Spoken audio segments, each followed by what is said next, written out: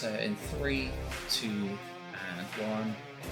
Ladies, gentlemen, and everyone in between, welcome to a special edition of This is a Revolution. I'm with my good friend Dave the Mark, and we have a guest here, a lovely, esteemed guest, Mr. Zack Knight. Lads, how are you both doing? Doing well. Let's be having you, lads. Thanks for having me on. Oh, thank you for being on, mate. Yeah, really glad to have you on, and thank you for making the time for us on this lovely Tuesday evening. It's really appreciated. Dave, how are you doing, mate? Yeah, I'm very good, mate. I've been looking forward to this one.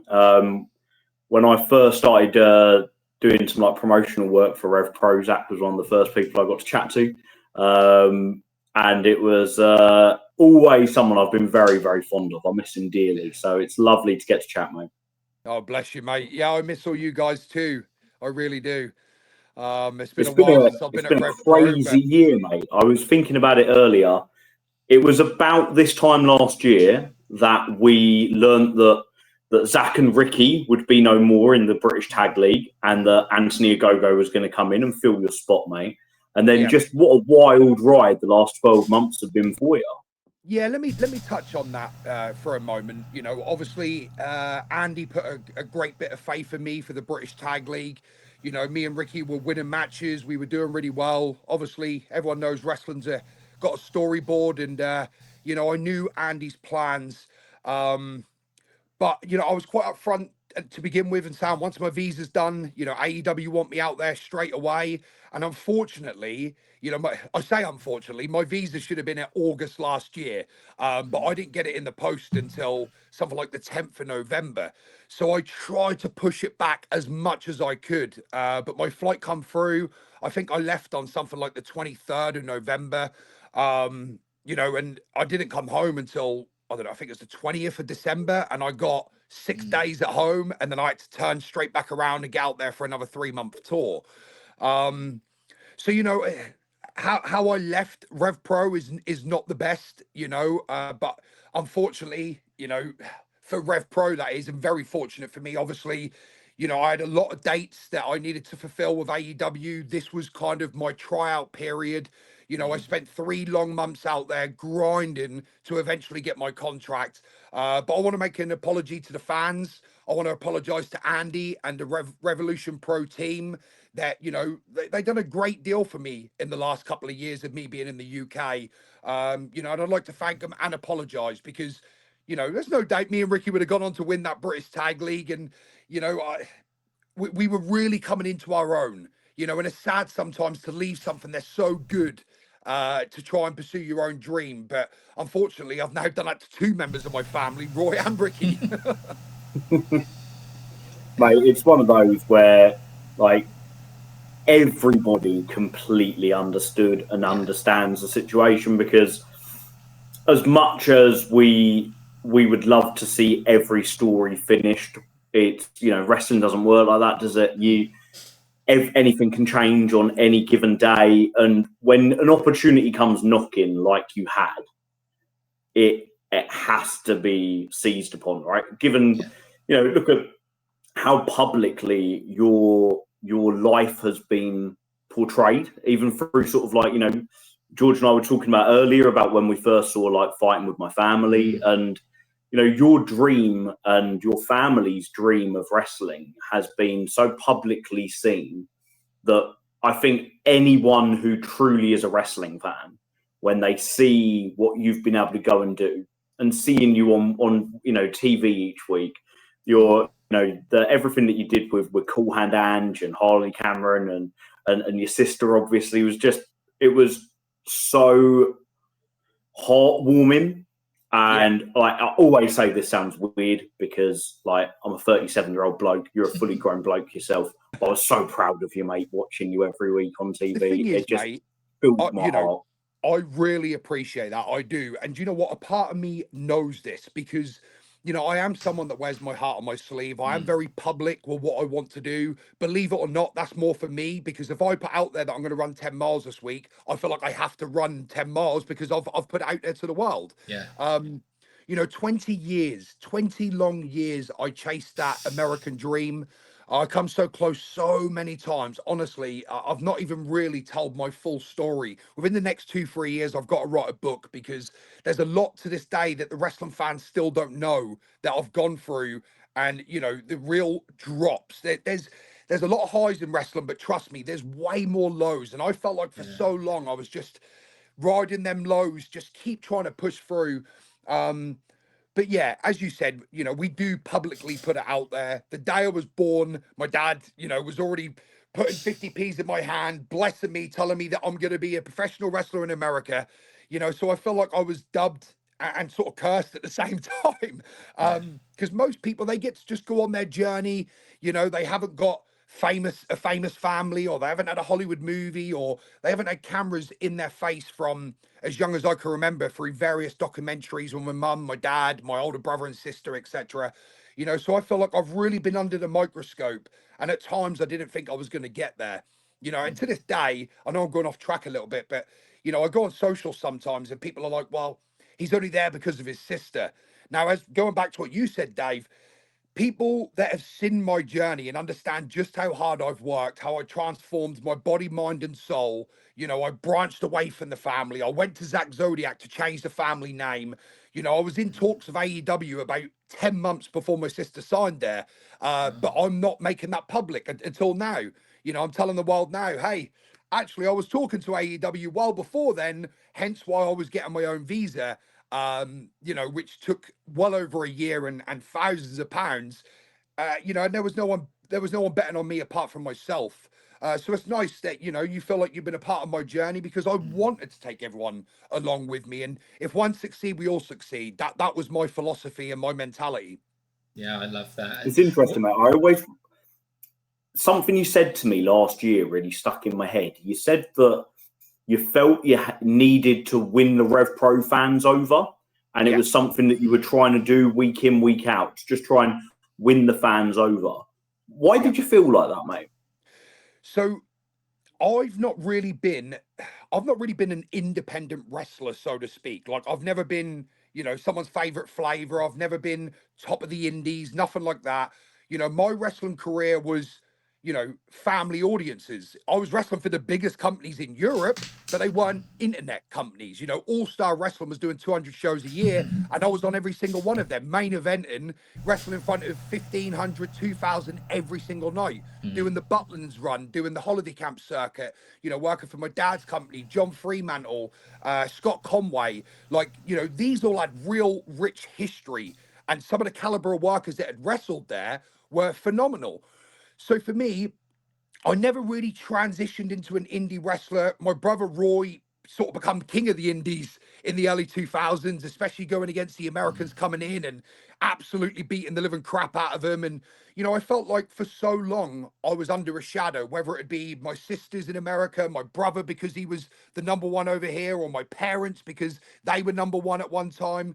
I always felt like I was casted over a shadow, and everything that my family done individually somehow still connected and fell back to me. You know, there's no previous for me. There's no convictions. There's nothing there. You know, I don't drink. I haven't drank in 8 to 10 years.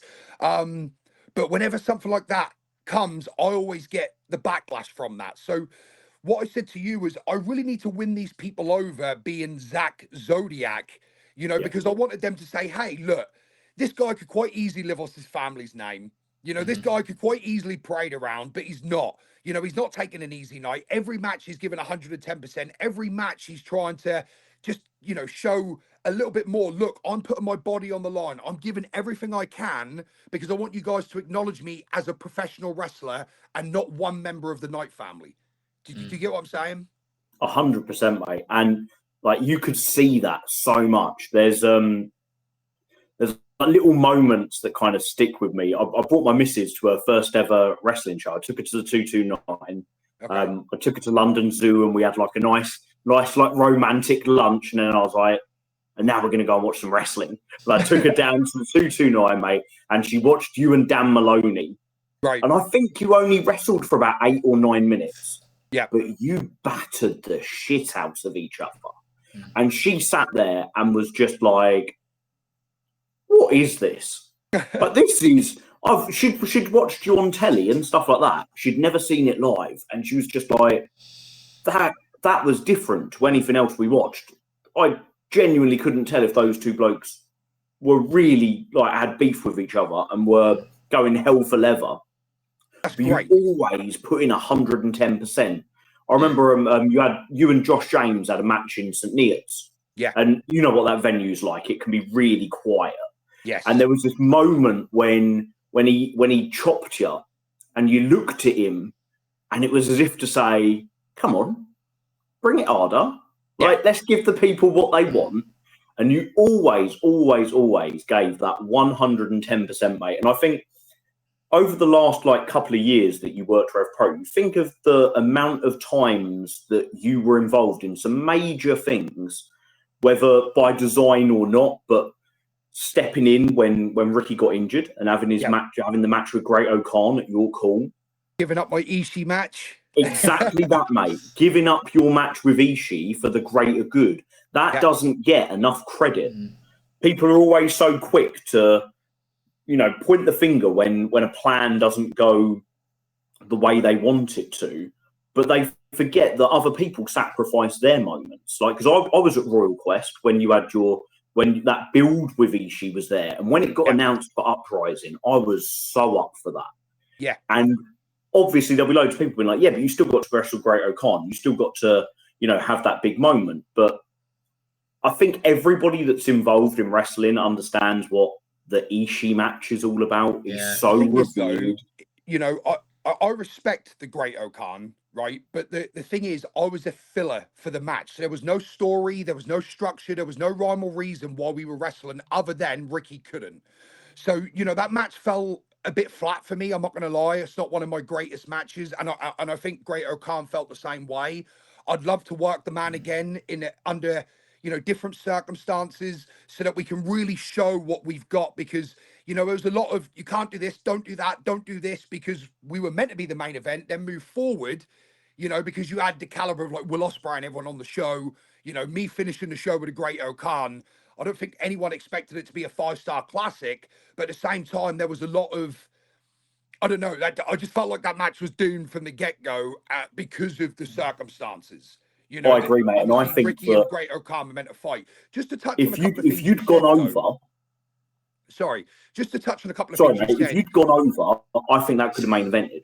Yeah, I think the fact that Great O'Khan was winning, and no disrespect to the guy whatsoever, but no one wanted to see Great O'Khan as the champion because we wanted Ricky to be the champion. Yeah. And if we couldn't have Ricky, you holding the championship until Ricky was fit again was like the best alternative.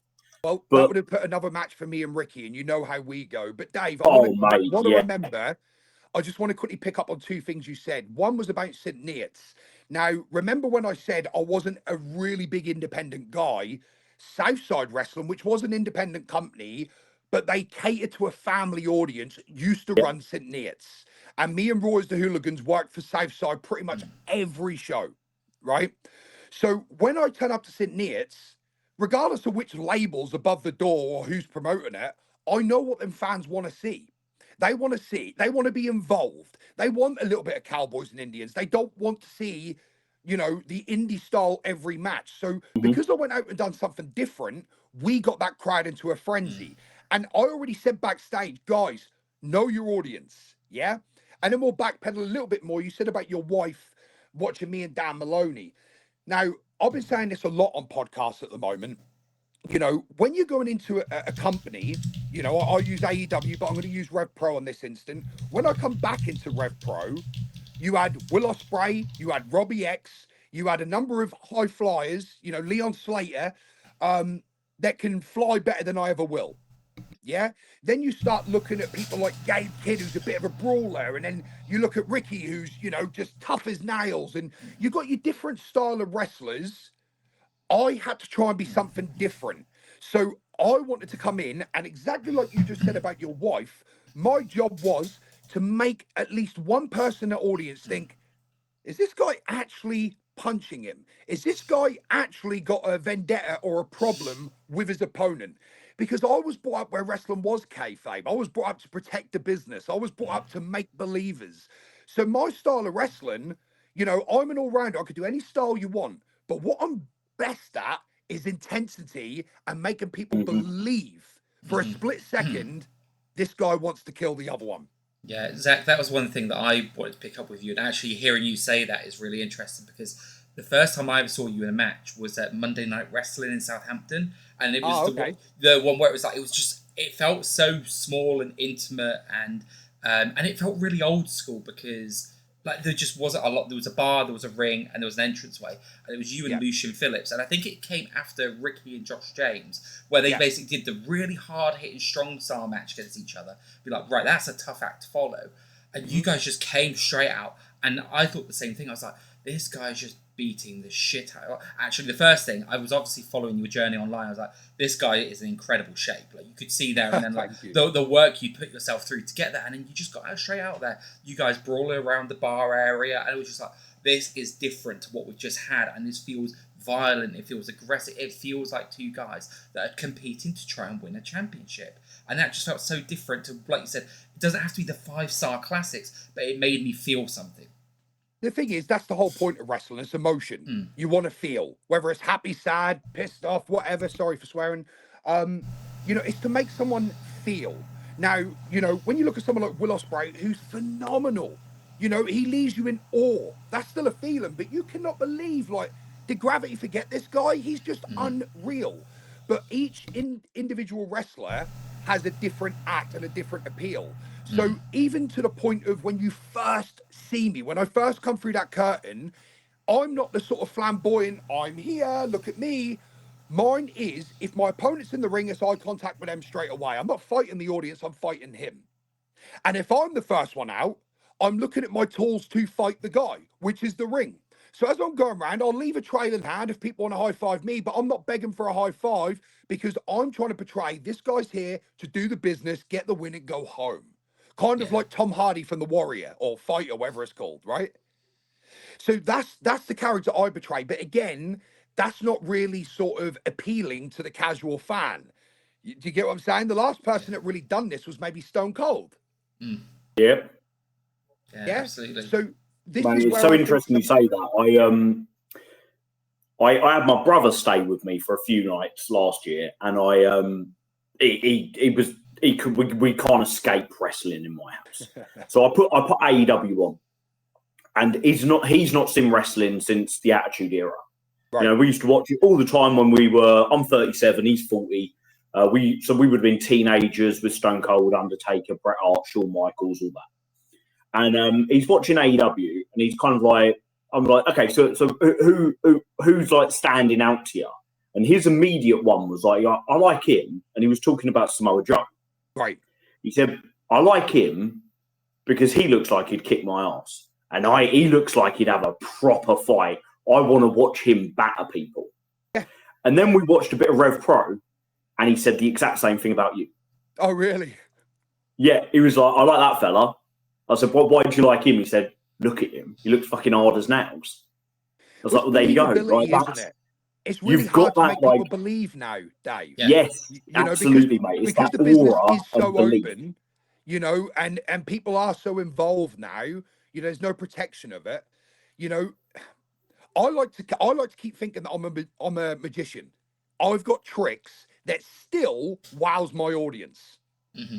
Mate, I still don't understand your punches. you will throw a punch. You'll hit sort of like 7 or 8 strikes, and then there'll be that 9th or 10th one where I'm like, oh my god. And I don't know. I've lost count of how many times I've watched you live, mate.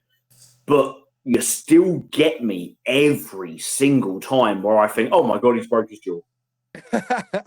And I genuinely, I think you've got one of the best strikes in the entire business anywhere in the world. Thank you. That means a lot because, you know, as a kid, there was times where, you know, my dad would say, if you want a good punch or a good forearm, get as close to that wall as possible. And, you know, as a kid growing up, my hands were sore, my arms were sore. You know, you'd catch someone trying to make it look good and you'd get one back. And you soon realized, hey, I need to make these look as good as possible and making sure this guy can get up and do the next move and walk out back to his family. Yeah. right? So it's a very difficult thing. To be honest, Scott Hall sort of sprinkled the dust on for me. When he was out here in 2015, 16 for my dad, you know, he said to me, hey, you've got beautiful punches. You know, some of the best punches I've seen. Not as good as mine, but they're good, right? He said to me, but I don't want to see as many. You know, because I knew I had a good punch, I wanted to throw him. And he said to me, don't waste him. Don't, whatever you do, do not waste him. And I remember hitting that knockout punch for the first time, just as a throwaway thing in my match. And Scott sat ringside and he says to the referee, tell this guy not to get up. Tell him not to move. So my opponent stayed down for the 10 count. We were going into the home spot anyway. And I'm like, what the fuck? What's happened here? And I come out and Scott said to me, when you throw that, I don't care who they are. They do not get up. Protect that with everything that you've got. Nice. You know, and that's sticks I love with that, me mate. I love that. You got one of the you best clocked punches in the Yokosuji in business. Birmingham with a strike, and he stayed down for like a good amount of time, and I was completely like, oh my god, he's actually knocked him out. Yeah, but again, it's working the right people. You know, someone that understands the business. You lay a good punch on them, and they're not afraid to sell. They'll lay down for 20, 30, 40 seconds and, you know, make people believe. And, you know, because sometimes doing nothing in wrestling get just as much as reaction as 10 flips or 10 consecutive moves. You know, one look, one motion, one movement, you know, selling's a dying art. It really is. But absolutely. if you sell, so rewind. When I first started as a babyface, you'd never go into the dressing room and go, I want to get this in, that in. You'd go in the dressing room against the senior opponent and they'd give you one comeback. Maybe it was a duck dive across or something. If you didn't take that, if you weren't ready, that was it. You wouldn't get nothing else. But what they used to say to me was, if you can get the crowd behind you for a comeback, if you can make these people want you to come back because they're emotionally invested, because you're showing them you're getting your ass kicked, I'll let you have a comeback. So my whole thing, I was under a bonnet, so there was no facials. It was just body language or one hand movement to the person in the front row. Please, I need just a little bit of energy. When they start coming up, I've got experienced wrestlers going, holy shit, kid, duck this, head scissors, do this, do that, you know. But that was all taught on the fly in the ring via emotion. Yeah, that's like mad, mate, because we've so RevPro ran Southampton on Sunday, and it was it was a hard show, mate. It was a hard show for the wrestlers because it was a small crowd, smaller than normal, because I believe because of all the storms down there, probably kept some people at home. There was a very casual crowd kind of vibe to it. There was a group of people standing near me who genuinely didn't give a shit. They would happily just stand there and have a chat about work over beers with their back to the ring, whilst the wrestlers are literally there. And I was fuming, mate. I was absolutely steaming standing next to them because I felt it was so disrespectful. But at the same time, there was a part of me that thought, well, I'll tell you what, there's some young lads in the ring, and this is not a bad experience for them because they are going to have to work to get these people to give them something. Yeah. And it's those kind of shows, right? They must be so important in terms of like building your understanding of how you elicit that emotion from people. Absolutely. You know, if I'm sat there, so I'm always observing the crowd. I actually feed off your guys' energy. You know, even if I've got something planned next, if you're enjoying what I'm doing, I'm going to drag that out. You know, I'm going to enjoy that moment and make sure you guys remember that moment. But if that was me at Southampton and we had these style of guys, you know, or a group, the first thing I would have done is took the fight to them. Yeah. I would have been amongst them, laying in chops, forearms. I would have got the guy to smash me into the bar so I can nut whatever was closest. So they go from, you know, work was all right, this is all right, bloody hell, to, oh my God, these guys are beating the living shit out of each other. Oh my goodness. Did you see that? He's just hit him. He's actually just hit him. As soon as you get that switch, you then make believers. I think that's really key. You know what, it's really interesting you say that because one of the first people to come into the crowd was Charles Samuels. There you go. And there you've got, you know, an experienced head who's made the decision, I'm going to get myself on the outside and get amongst the people. And it's really, really interesting you say that. Yeah, it's bringing the fight to them. If they're not invested in what you're doing in the ring, they're probably not wrestling fans. So they want to see a punch up. They want to see something a bit more real, raw. You know, maybe they're not interested in the style that you're doing. So that's another thing, you know. I was always brought up to learn every style of wrestling. So if I turn up and whether I'm on first, second, third, or 10th, however many matches there are nowadays, no matter where I was on the card, if the promoter said to me, look, you're in a 4-way, I need you to fly around a bit, no problem. 6'3", 17.5 stone, but I'll backflip, I'll do the runners, no problem. You know, or they might say, look, we need you to go on, you know, just for the main event, do a schoolboy match, bring that crowd down, bore them if you can, no problem. I'll go in there and I'll do locks and holds and we'll hold it for so long, they're bloody yawning. You know, so it's learning your craft, learning, you know, different styles of wrestling, but ultimately, like you just said, it's experience. And luckily for me, I've done so many holiday camps. People will look down on holiday camps, but that's where you learn the most because these are holiday makers with free wrestling entertainment. They haven't booked, they haven't paid, they're probably not even into it, but the kids will enjoy it and we're going to sit here and have a beer and watch this. Yeah. Try and get 1,000, 2,000 people to go from casual people that are just enjoying the show to losing their voices because the bad guy's behind me, or I've cheated, or I've done something to capture their emotion. There's that word again. That's the most difficult thing to do in professional wrestling, is take non-wrestling fans and make them believe what you're doing. And I feel like a lot of the youngsters on the circuit could really benefit from going out and doing Butlins or Havens or Park Deans or just get out there on the holiday camps and learn your craft. If it's good for Daniel Bryan, it's good enough for anyone. I was just going to say the same thing because I've been reading his book lately and I knew that he obviously came over here, but I didn't realise just how entrenched.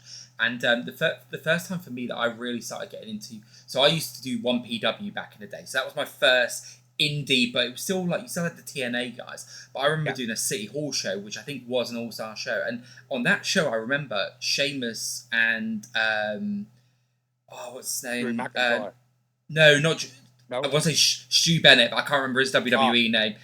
Wade Barrett. Wade Barrett, that was it. Yeah, they were in it. I was like, wow, these guys are cool. And then I found out that before McIntyre was here, and I live in Salisbury, which is a tiny little city, but Bryan Danielson was here. I was like, these people have gone and done this, like you said, honed their craft over the years. And I think that's a really good thing. The thing you keep touching on, which I say as well, why I love wrestling, is the emotion, okay? Like, back in the day, I was all about work rate. And as I've gotten older, I've gone, no, like, for me, it's not all about work rate anymore because the way the industry's changed, like, everyone can do work rate now, right? Back in 2002, one of the matches that were on Dynamite this week, if you put that in 2002, it's match of the year. Now it's just match number 3 on 3 different shows across a week that could claim to be match of the year. Yeah. But the thing I want to touch on about emotion and kind of making feel, Zach, is one of the things like Dave said about the crowd in Southampton, and we see this sometimes with indie shows, is that wrestlers are trying to obviously elicit a certain reaction, and sometimes the crowd will just cheer someone because they're their favourite, but they're also portraying a heel. How does that really like sit with you when you're trying to make someone cheer you or boo you, and for whatever reason they just decide, no, I like that other person, so no matter what you do, it's not going to change how I react to you? Yeah, great question. To be honest with you, if it's one out of a crowd, I wouldn't even entertain them. If they want to cheer me because I'm bad, sometimes you get that, you know. See, it's hard for me because I'm an ass kicker whether I'm babyface or villain. Except for when I'm villain, I'm a little bit more menacing, a little bit more, you know, gung-ho with it. I don't mind squaring up to people. I don't mind, you know, giving the eyeball and stuff like that. But yeah, you know, the advice I'd give to people, if you just had one person being disruptive and you know, going against the grain, let that one person that's paid the money enjoy it how they want to enjoy it. Yeah. You know, what my job is to get the majority either over as a villain or babyface. You know, and if, you know, when I'm villain, I know I do a very good job at portraying the bad guy. And I have got one of them faces that says, like, leave me the fuck alone. Don't talk to me. Don't touch me. Don't come near me. And I've been told that several times, even when I'm in America. They'll come up to me and go, damn, you British people, you got really hard faces. We don't know whether you want to talk to us or kill us. Love that. And what was the differences been then since you've gone to America? Because obviously, I imagine it's been like a real culture shock. Because not only like you've got family out there, I know, but at the same time, you left behind your wife and kids. And I just want to say as well that the video that you posted of you coming home and your little ones at the door, honest to God, my favorite video on social media. Like I'll watch that whenever it comes up for a dopamine hit. It gets me even now. You Yeah. know. So let me tell you how that came about, and then I'll tell you about America. So I got a phone call from Sanjay Dutt saying that I'm not needed this week and that my sister was off the following week, so there was nothing for the outcasts. I'm free to go home. I was like, yes, thank you. When? He was like, well, if there's a flight today, get on today. So I was looking at flights and I accidentally sent my wife the flight. She went, what's this? And I was like, keep it quiet, but I'm coming home 3 weeks early. Like they've told me they don't need me because Soraya's not there and, you know, Jeff's off and Ruby's off through pregnancy and everything. So it sort of dried up. I'm just going to come home and then we'll go again. So, you know, I'd flew home and my wife told him that they'd had an Amazon parcel that was going to be there at 4 p.m. I got home about 4:05. So that was really authentic. When I opened the door, they were so, well, first of all, they expected a present and then they get dad. Right? So that's how it all come about. But, you know, going back to your question about America, the first few weeks were really tough for me. Yeah. You know, the culture, as you said, you know, they're into American football, baseball, basketball. I'm not really into any of those three things. You know, I'm very British. I love my football. You know, I love my tennis. I love my fishing. I love my darts. They don't get that out there. So straight away, you've got nothing to really connect with. Now, you'd think wrestling would be the connection, but their style of wrestling is different to what I'm used to as well. You know, they're working for the cameras and the people at home. I'm working for the 400-500 that's in the building to get them to come back next time. Yeah. You know, the style of wrestling, where you position yourself. You know, I found it quite difficult to make friends. Again, I've just got that sort of out of layer that people's just like, don't talk to this guy or whatever. But after my first match with, I think it was either Peter Avalon or John Cruz, I had a dark match. As soon as people see what I brought to the company, I instantly made friends, you know, and then I worked out that I knew quite a few of them through the indies and everything. But the last thing on that, even though my sister lived out there, in 10 months, I probably only stayed with her about 4 weeks. I was primarily on my own in Airbnbs, which was tough, you know, but my sister's got a life out there. It's not that I couldn't stay with her. I don't like being a burden. You know, I'm a fully grown man. I got a wife and 3 kids. I'd rather have my own independence, but in hindsight, you know, that probably done me in a little bit because I was working 1 day a week and then 6 days a week I'm stuck in an Airbnb. So it was very, very difficult. You know, I come home middle of June and I asked for some bit of time off for personal reasons. You know, there was personal reasons. There was health issues within my family. You know, and the mental health for me and my children and my wife, you know, we're just taken 10 months apart. You know, and it was difficult. It was so hard. So Tony was very accommodating. I was allowed until all in off work. So I got about 7 or 8 weeks. I was made up with that. I was then cleared the end of July to go back to work. So I went to Cardiff and I went to Wembley. And then I put a post up on Twitter the other day because people are saying, is he still signed? You know, why aren't he on TV? And I try and remind people that, you know, AEW has probably the best roster in the world. The wrestlers we have are, you know, 10 out of 10, bar none. They're all amazing athletes.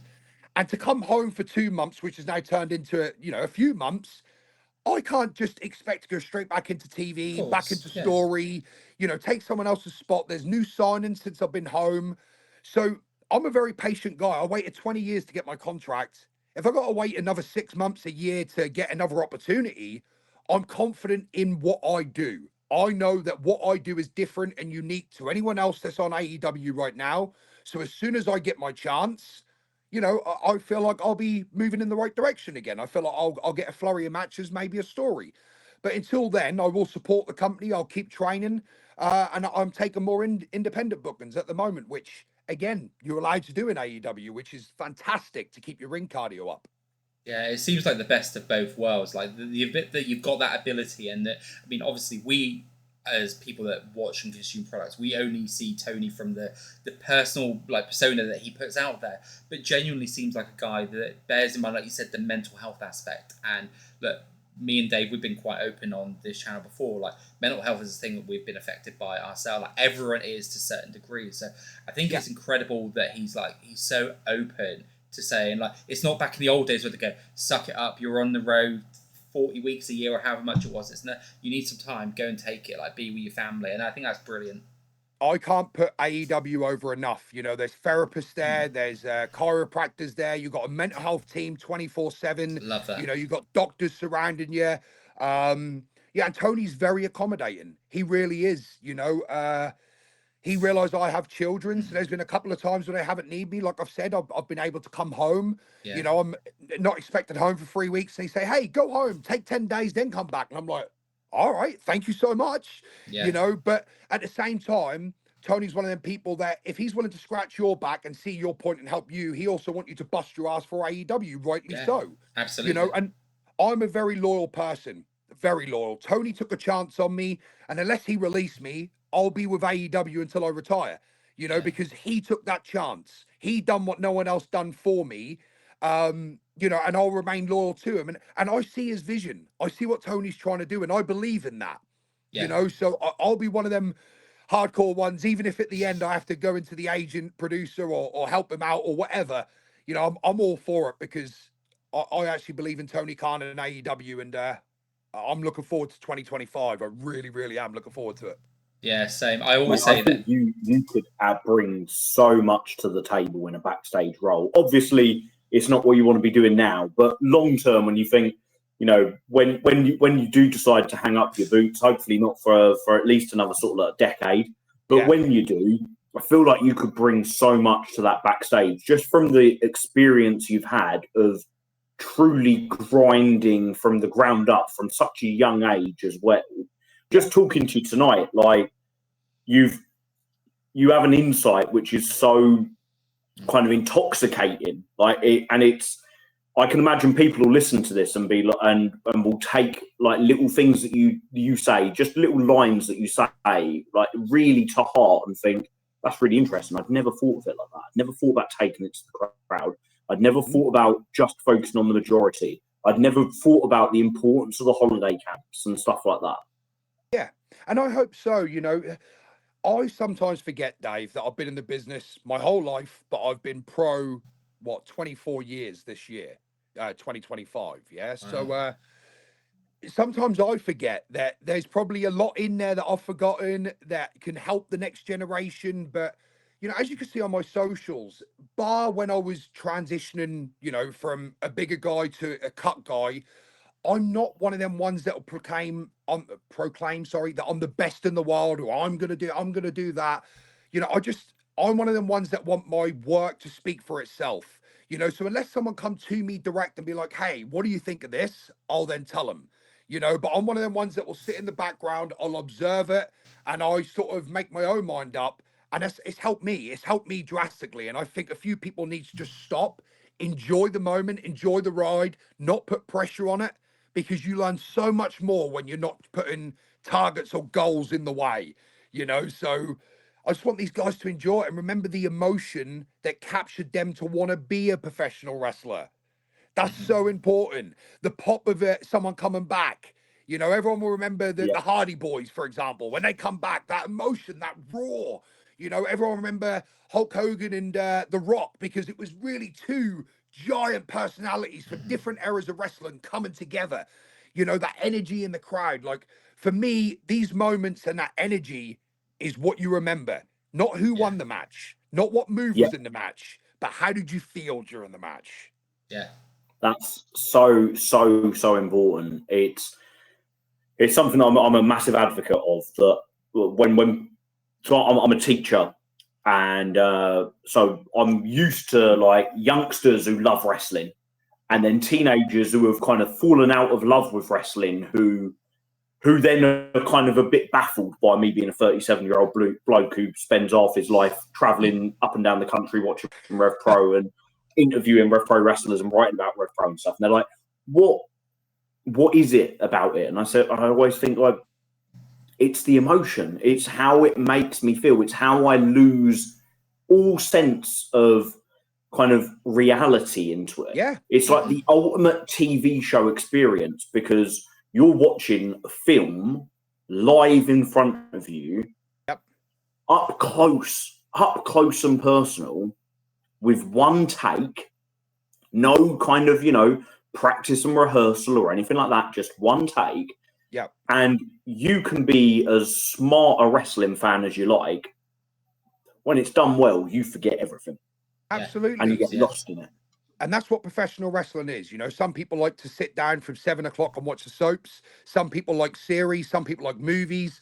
You know, I don't think any fan should be judged because they still love wrestling, whether they're 10, 20, 30, 50. You know, it's their release. And this is what I always say to anyone that, asks my opinion about professional wrestling and the fans is this is an escape from their real lives as much as it is ours. This is our world. You know, the fans included, because without the fans, I know it's cliche, but without the fans, there's no wrestlers. And that's been drummed into me so early. My dad, I've seen him, tell my sister to get back out of that hotel and go sign the 100 people's posters that are there because they made her, and Saraya is very good at that anyway. She'll never leave a fan out, but I think that's a family trait. Whether you're Ricky Knight Jr., Roy Knight, Zack Knight, Ricky Knight, Saraya, or Paige, whatever you know her as, or Saraya Knight, we've always got time for the fans because we understand that they are building our world. Does that make sense? You're the brick that holds the house together. Yeah, absolutely. I get that completely. And I love what Dave said there about the emotion and feeling like not only is it down to the wrestlers, but down to you as well. It's almost like a social contract. Like, to make this all work, you have to play your part. The emotion needs to be there, but you need to feed into it and give back so that the wrestlers can do their part as well. And you can obviously have these great work rate style matches that are there, happen, and you can have very silent crowds clapping along. But what you said about the emotion, so we go back to RevPro at the Copper Box last year. My favourite match was Ishii versus Luke Jacobs. I refused to watch it back because I remember how I felt there that night. And I go, I don't need to see it again. Like, I know how that made me feel. I don't want to spoil that. I can't tell you anything about the actual moves I remember. I just remember me sitting there on one of the upper tiers, like banging my feet, banging the edge of it, everyone screaming around me. And I'm like, that's what it is for me. And sometimes you can go and try and recapture that, but I don't. So I'm like, no, I don't need to watch it ever again. I'm happy with that. One of my favourite live matches ever. And that will stick with you. And that'll be something that you will tell people for years to come. Yeah. And I love the fact that you said, I don't need to watch it back. I felt it in the moment. Yeah. That, to me, if someone said, describe yourself as a wrestler, what you just said is what I want to be. I want to be that feeling. I want to be that energy, that moment where you walk away and go, I don't know what moves he done. All I know is this guy really made me feel something. Yeah. Yep. Because I believe that will carry my legacy more than having, a 5-star match or anything like that. Because the moves with practice, we can all do. Yeah. But to capture an audience emotion and attention for 8, 10, 12, 20, 30 minutes, that's an art. And that's where you see the pros from the amateurs is who can hold and engage for the time that you've got. Speaking about capturing... 100%. I can't tell you a single sequence, move, spot that Bryan Danielson and Swerve Strickland did it all in. But what I know is that at the end of the match, I literally jumped out of my seat and hugged the fella next to me. Yep. Someone who I barely know, and just the emotion of relief that Bryan Danielson's career wasn't over.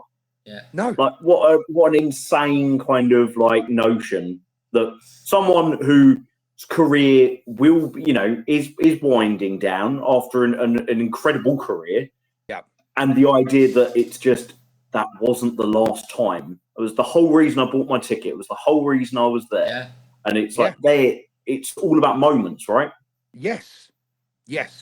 Exactly right.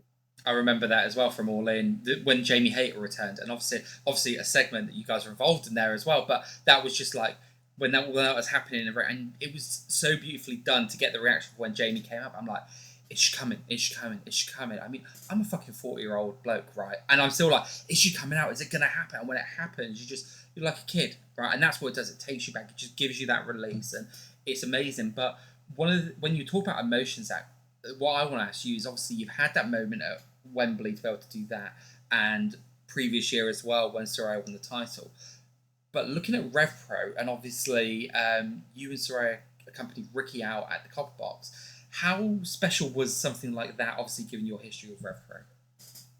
I mean, it was brilliant to come back. You know, it was funny because backstage I said to Ricky, I was like, oh, why does it have to be Soraya coming out with me? Because I know if I'd have took my mask off second, people would have gone, yay! But I'm the one that took off first, and people are going, oh, Zach's back. We know that's Soraya. We know that's Soraya. But no, seriously, it was so nice to be there. I've never wrestled in that venue for Andy. Yeah.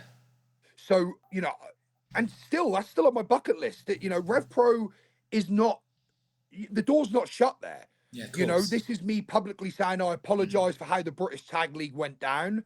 You know, I need to hold my hands up for that. Obviously, people looking in can see my reasons to why, you know, the real hardcore fans, as Dave said. But to come back and to stand in the ring with Ricky and Soraya, knowing that I was signed was special, because for me, that was sort of stood in the ring saying, look, I've come back just to show you guys your boy did it. You did it, Yeah. you know? But unfortunately, that backfired because that made Ricky get booed because everyone hates Soraya. Yeah, it was. I Mate, that, you walked past me down on the ramp as you walked to the ring, and it was such a surprise, that whole entrance. Like, it was so, there'd been no kind of I think you said that's like, Zach because of his tattoos. I'm pretty sure. Was mate, that you this that is it. shouted that? Literally, you were Ricky led the way, and then there was you and Soraya behind, and I looked and I was like, is it Zach? And I looked at your hands, and I was like, I know them tats. Yeah. That's Zach. Yeah, oh, so good. Wasn't Brilliant. it? filled So, my heart. It did, mate. yeah. Now I'll be back. I'll be back. I have reached out to RevPro. I've expressed interest for working for them as and when I'm back in the UK. Obviously, Andy has to look after his product, especially what happened with the tag league. You know, there's no point bringing me in to start running a story and then I've got to shoot off again. You know, that's not good business. And one thing that I can say is, being a promoter and a businessman, you know, obviously I helped build WAW for the last 10 years. I understand it from a promoter's, you know, perspective. So there's no hard feelings. I hope that I could come back. I'd really like to come back to say to the fans, look, I wasn't spouting crap. I told you I'd transform. I told you I'd get signed, and I told you I'd be back. You know, and that's all I want to do at this point. Absolutely. Is there anyone Mate, on the there's a real movement in Rev Pro at the moment. There's a lot of young guys who have really kind of, they're all competing for spots right now. Like, Yeah. the last maybe 2 or 3 months, we've seen 12, 15 young British talents debut, from James Ellis to Leon Cage to Nino Bryant and his brothers.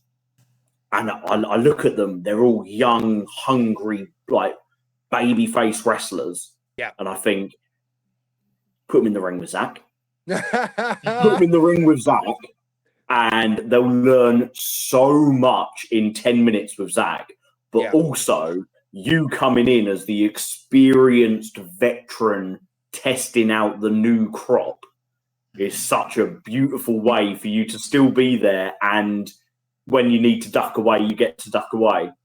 No, you're thinking on the right path. And to be honest with you, I hope I ain't talking out of line when I say this, but I believe that's probably what Andy brought me in for last time, was to have a bit of experience within the locker room. Obviously, you know, that RevPro's got certain locker room leaders, but when they're not there, you just need someone that's in the background where people can go, let's ask them, or what was this like? Did this look okay?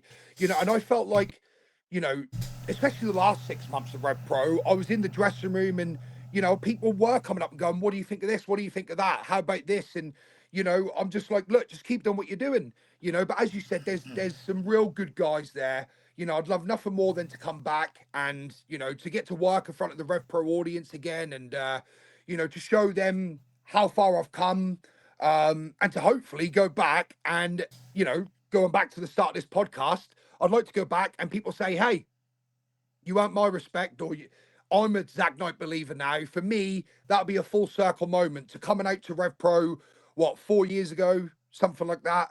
For the first time, I think it was Shota Umino or something I fought in replacement of Ricky. Coming out to a very Japanese style clap of, we know who you are, but what can you do? To, the last time I worked there where people are like, Zack, wanting me to come up from the ground and just start punching holes in people. It was lovely, but I definitely would like to have another match there for sure. Mate, there's so many special moments in there, and one that I must touch on before we say goodbye to you, mate, is the work you did with Mad Kurt was so good. The Mad Kurt being the honourable member of the Knight family, to you absolutely murdering him in the 229, like, it was special, and it's when you lose somebody and you want to like honour their memory. Like, I try and make sure I go back and watch lots of Kurt matches. Yeah, I try and go back and watch lots of James Castle matches, because they're people that that mean a lot to the company and to like the wider family. And the number of times I go back and watch you and Kurt interacting, it's just magic in a bottle. That was, mate. He got it. Kurt got it. He understood, and again, he was someone that could capture people's emotions, singing RKJ's song. Everyone in the building starts singing it. He started that. He was the karaoke, and he made people feel it. And now when Ricky comes out, some people still sing the song. And that's because of Mad Kurt. Oh, mate, so loudly. Right? Yeah. So he left his mark through Ricky's song. And people say, I remember when Kurt used to sing this song. I remember being backstage and he's like, well, what am I allowed to say? I said, say what you want. What can I say about your sister? Yeah, say what you want. You're not going to offend me. Anything you say, trust me, I've heard before and probably worse. So go out there and give it what you got, buddy. Then we get in the ring and, I'm saying to him, when you do this, make it a little bit more cinema. When you're hitting me in the back, look like you're trying to really give it to me. And when you see me turn around slowly, like Jason or Freddy Krueger, you need the facials to look like you've seen Jason or Freddy Krueger. Like, I've really messed up. And when we're in the ring, I remember doing that spot and, I levered him with something. And as he's bumped, I was like, there it is, bro. There it is. That's cinema. Now we're getting these to invest because they now know you're going to get your ass kicked. And the whole point of that match was for people to feel sorry for Mad Kurt. Just give Zack one shot. Come on, just give him a little taste of his medicine, to the point where, if I remember correctly, the crowd were really hot and into the match. And when he made his comeback, the roof come off. Mate, so honestly, such special memories. And I think like when before the tag league stuff with Ricky, you'd been on this long losing streak of just coming up short against, and you were wrestling top level people. You weren't going in there and losing said, to Dan Maloney, contenders. Trent Seven. God, that Ricky was one of them. Michael Oku, Luke Jacobs, you name it. And I'm working them. And it's funny because it got to a point I turn up and I knew I was already losing. Now, most people would go, I'm not turning up to keep losing. But for me, it was like, look, I get to wrestle. I get to be in front of the audience. And I get another chance at getting these people on my side. Yeah? So I think it's a story, right?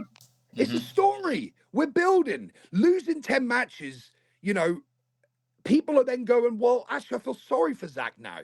He's got everything. He just can't cross the finish line. So, again, I remember when I first won, I think it was the tag match, and Ricky helped me win the match, and I got the pin, and I was like, oh, I did it. And then I kind of remembered, I looked over and I'm like, I only done it because of you. So then we're starting to show people, well, hang on, is Zack starting to feel like he's not good enough again? Like, to follow on from the years of endless story of me saying, look, I had never made it because I weren't good enough. I couldn't get the mindset. And Andy really dug into that, especially on the commentary. He's like, Zack doesn't believe himself. He's come here to fight the best because he want to show he's one of the best. But, he's just not there. He can't cross the line. He's relying on RKJ. And again, mate, and you and Ricky just, whenever you're in the ring, you just have this unbelievable chemistry. Whether you're tagging together or you're fighting each other, because it's so volatile. Yeah. There's so much like testosterone and like it's like it is. I've got an older brother. We were fighting all our lives, and although you and Ricky are nephew and an uncle, you've got that like brotherly kind of vibe, and it's all you're always sitting there as a fan thinking, I don't think I trust either of these guys. No. At any minute, this could turn. But literally, you're there, like, and you're just giving us those little bits every single show. Like, and that's what we try honestly, to do. I'm not saying tiny it's Easter mate, eggs. I'm not saying it's blow smoke up your ass, but every time I saw a Zack Knight match graphic in that RevPro run, I was always like, I've immediately got a match that I know that I'm going to be studying. Thank you, man. I appreciate that. You know, like I said, I feel like I've got my unique style, and that's come from learning every style out there and, you know, trying to work out what suits me. But I've found who I am and what I do, and I've found what gets me noticed, you know. So that's probably the biggest thing I'd chuck out to anyone watching this now, any aspiring wrestlers. Work out who you are, you know, because going to AEW and the first thing Tony says, what's your name? Who are you? What do you do? What's your character? And you're going, whoa, whoa, whoa, whoa, whoa, whoa, you know, and before you know it, I'm like, look, I just let me be me. Well, not me. Let me be what the world think I am. Yeah. Everyone always say that my family are, you know, travelers or whatever. Fine. I'll portray a traveler. Everyone say that we're thugs. Fine. I'll portray a thug. Everyone say that I'm a lunatic that's been to prison for fighting. Fine. I'll be a fighter in the ring. What people don't realize is they've helped me learn who to be through who, not what they want, if that makes sense. Yeah. Do you know what I mean? So they'll target me and throw shade on me, and I'll go, I'll use all that, and I'll become that character that you say that I am. Yeah, and that further blurs the lines between real and not real. And again, we were talking about this last week. One of the endings of one of the matches, right? I said to Dave, "You were in there. I was watching on TV. I can't tell whether that was real or planned." Like, and Dave said the same thing. Like, he couldn't tell whether it was a real knockout, a plan, and that's when wrestling's at its best as well. Like you said, the emotion, and when you don't know, when you can go, it could be either. That could be who they really are. That might not be who they are. That might be a character, but you don't know. Well, yeah. Obviously, nowadays they say in wrestling, you know, you're yourself dialed up to 10. Yeah. You know, I always say to people, I'm the person that I can't be in real life, because this person in real life will be in prison. Yeah. Yes, mate. You know what I mean? Like, I'm so calm, placid, chilled, lovable, friendly, softy in the real world. You know, I may look different, but I'm not. You know, I'll talk to anyone. I'm very respectful. You know, I've got good values and morals. But the person I am in the ring is the person that we all fantasize about. Let's be honest. We've all got that one thing where I just wish for one day I could go around and punch everyone in the face because everyone's pissing me off. That is my wrestling character. That is who I want to be. This is like, if I could be anyone for 20 minutes, I want to be the best version of me that is just an ass kicker that no one can beat. You know, so I make that happen in my wrestling career. Yeah, I remember at the Southampton show I told you about. So I saw what you were about and like felt this aggression. And look, one of the things that I've really struggled with is going and speaking to wrestlers at shows. Yeah. And I thought, I really want to go over and speak to Ricky and Zach. And it was just, I was like, oh no, I'm not going to go and bother them. I'm not going to go and bother them. I think it's because you exuded that character, and I felt that through it. And now, obviously, speaking to you, I'm like, no, if I ever see this guy at a show, I'm going over. And I think I posted, and you were like, no, next time come over. But I think there was that. I felt that vibe from you, and I just loved it. Like, it just feels real. And like you said, you're taking all of that stuff that's chucked at you, all that shade that's thrown at you, and going, well, fuck it. Like, if that's who you think I am, that's who I am when I'm in this ring. Absolutely. And, you know, that has been a nuisance in my career, is people believe it. They believe it, you know, and then they fabricate these stories and come up with all sorts of crap that's never happened to throw shade, you know. But so I said this to you, George, and I'll say it to anyone, you know, if I see one of my heroes, or not my heroes, but if I see someone that I liked, you know, I was like, wow, that was good. You don't know if that's the only chance you're going to get to go say hello and to shake the hand or to meet him or to ask him a question. You know, the days are gone of not having pictures with your heroes or anything like that. anyone that is watching this, if you see me at any independent show, or if you see me at AEW coming out on the bloody coach, flag me down and wave, because I've got time for everyone. And like I've said in this podcast, without you, there is no us. And I know it's cliche and everyone says it all the time, but I think different. You guys are the foundations of what wrestling is built on.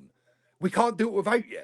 So therefore, I want to make sure that you feel you're getting the best out of me, because indirectly, you guys are paying the wages. Yeah. Love that. I love that, mate. That feels like an absolutely beautiful way to bring our conversation to a I close. was just going to say the same thing. Yeah.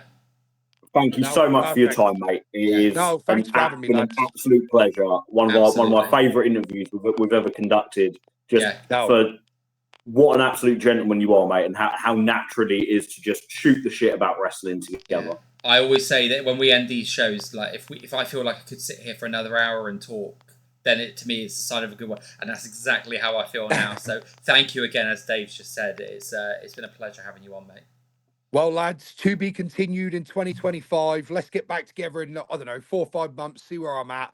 And you can cut this next bit out if you want, but I'm wrestling for my dad Saturday, December the 14th. That's this Saturday, very short notice. But if you boys ain't got nothing going on, there is 2 VIP tickets waiting for you to come down and experience one of our shows. Because I promise you, once you feel that, every other show won't feel the same. I promise you. That's very kind of you, mate. And Love that would mate. definitely Absolutely not be cut that. out. Thank you so much. Zach, thank you again for your time, mate. Really appreciate it. No worries. Cheers, Thanks, buddy. guys. Take care. Oh, Dave, what a wonderful interview that was. He was such a legend. Love that conversation. Mate, honestly, I've got so much time for Zach. He's someone who's been absolutely lovely to me ever since the first time I met him. First time I kind of got to do a bit of interviewing with him was like this time last year for a RevPro article, and just such a nice fella, such a lovely, lovely fella. I know it's probably that was one of, if not my favourite interviews I've ever done, simply for how natural it was and just felt like guys catching up, you know? Yeah, absolutely. I mean, we spoke about this off air, but there's been a couple of people on this show that I've kind of, while I wouldn't say I know them more than I do Zach. And Manders was another one like that for me as well. And both of them just had that same laid back vibe that you were just chatting to them. Like I felt like I've known both of them forever, and just being able to have that conversation. Yeah. It was so lovely, just how giving Zach was with his time, chatting about everything that he chatted with us about, peeling back the curtain that little bit. And actually what I really enjoyed was getting that insight into, like, sometimes it could be easy to sit and wrestle to tell us how the sausage is made, right? But he did it in a way that wasn't revealing too much. It was just talking about like the important things in the business. And I really loved how, like, you get some people who have been in the business as long as he has, who become a bit jaded and will sit there and go, this isn't what wrestling is. Wrestling isn't flippies. It's not this. It's not that. And Zach, I loved how appreciative he was that everyone has their own style. He just does different styles to the next guy, but the thing that he thought was universal in wrestling was that emotion. I loved it. I thought it was great. Yeah, so much so, mate. Like, it's really clear that that we see wrestling the same way, but we also see it from two completely different perspectives. I see it from sitting in the front row. He sees it from being behind the curtain. Yeah. I see it from a couple of years of like intense studying of wrestling. He sees it from an entire lifetime's worth of experiences, good and bad, the highs and the lows. Just fascinating stuff, mate. And I love the idea of us catching up with him in a few months' time as well and doing a part 2. That would be lovely. Oh, absolutely. Like I said at the end of the show, if I feel like I got to the end of the conversation going, I could speak for another hour. That is great to me. So yeah, a couple of months down the line, we'll be back in touch with Zach Zodiac and asking him for another interview and seeing where life has taken him, hopefully. And hopefully we'll see him in a RevPro ring again soon. That would make me so happy. That would be wonderful, wouldn't it? But speaking of RevPro rings, mate, we had a show on Sunday. Southampton, last Southampton show. We did, right? Yeah. We did. Yeah, I'm going to have to go back to paying for shows next year. That season ticket's now done and dusted. Yes, mate. Yep, I'm kind of finding my standing spot. I've stood in the same spot the last 2 shows. Might try some different standing positions just to kind of find my little spot in the crowd. But You should come and stand on the stage, mate. That Southampton show, funny. I think, in ring, mate. Honestly, I was kind of thinking to myself, like, what if I just go and stand by paramedic Kev, like, and I'll just stand in that little corner over there, and I'll just watch from there. I'll be my own little standing corner. I quite like that. I reckon in ring that was the second best Southampton show of the year. Yeah, agreed. And I think it's only second to the wonderful, wonderful show that was the Raw after WrestleMania, Southampton after the Revolution Rumble, where we didn't really know what we were getting, but we knew we were getting Josh Alexander versus JJ Gow, and we ended up with Gabe Kidd, and we ended up with Mike DeVecchio, and we ended up with Igor Blong, and just all these kind of special moments. I'll remember that show for a long time. Yeah. This one was very different. I'll remember it because it was an opportunity to see a lot of new faces. Yeah. But the in-ring I thought was of a really high standard. Yeah, so did I, and I would say the same as you in terms of where this sits for me. Like you said, we had the Raw after WrestleMania, we had the big names.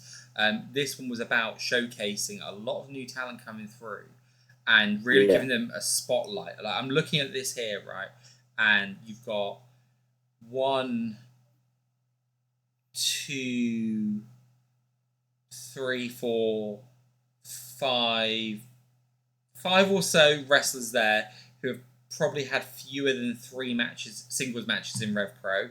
Yep. And then a few where it feels like they're probably less than 10 matches in RevPro as well. Which and then you've also got like wrestlers who it's their first time in Southampton. Yeah. So I don't. Correct me if I'm wrong, but I don't think Anita Vaughan has wrestled in Southampton before. I don't. RevPro. No, I've seen Anita there, but she's always been sat behind the merch table. So never had a match. I don't think Nina Samuels has wrestled in RevPro for in Southampton before. No, I don't think so either.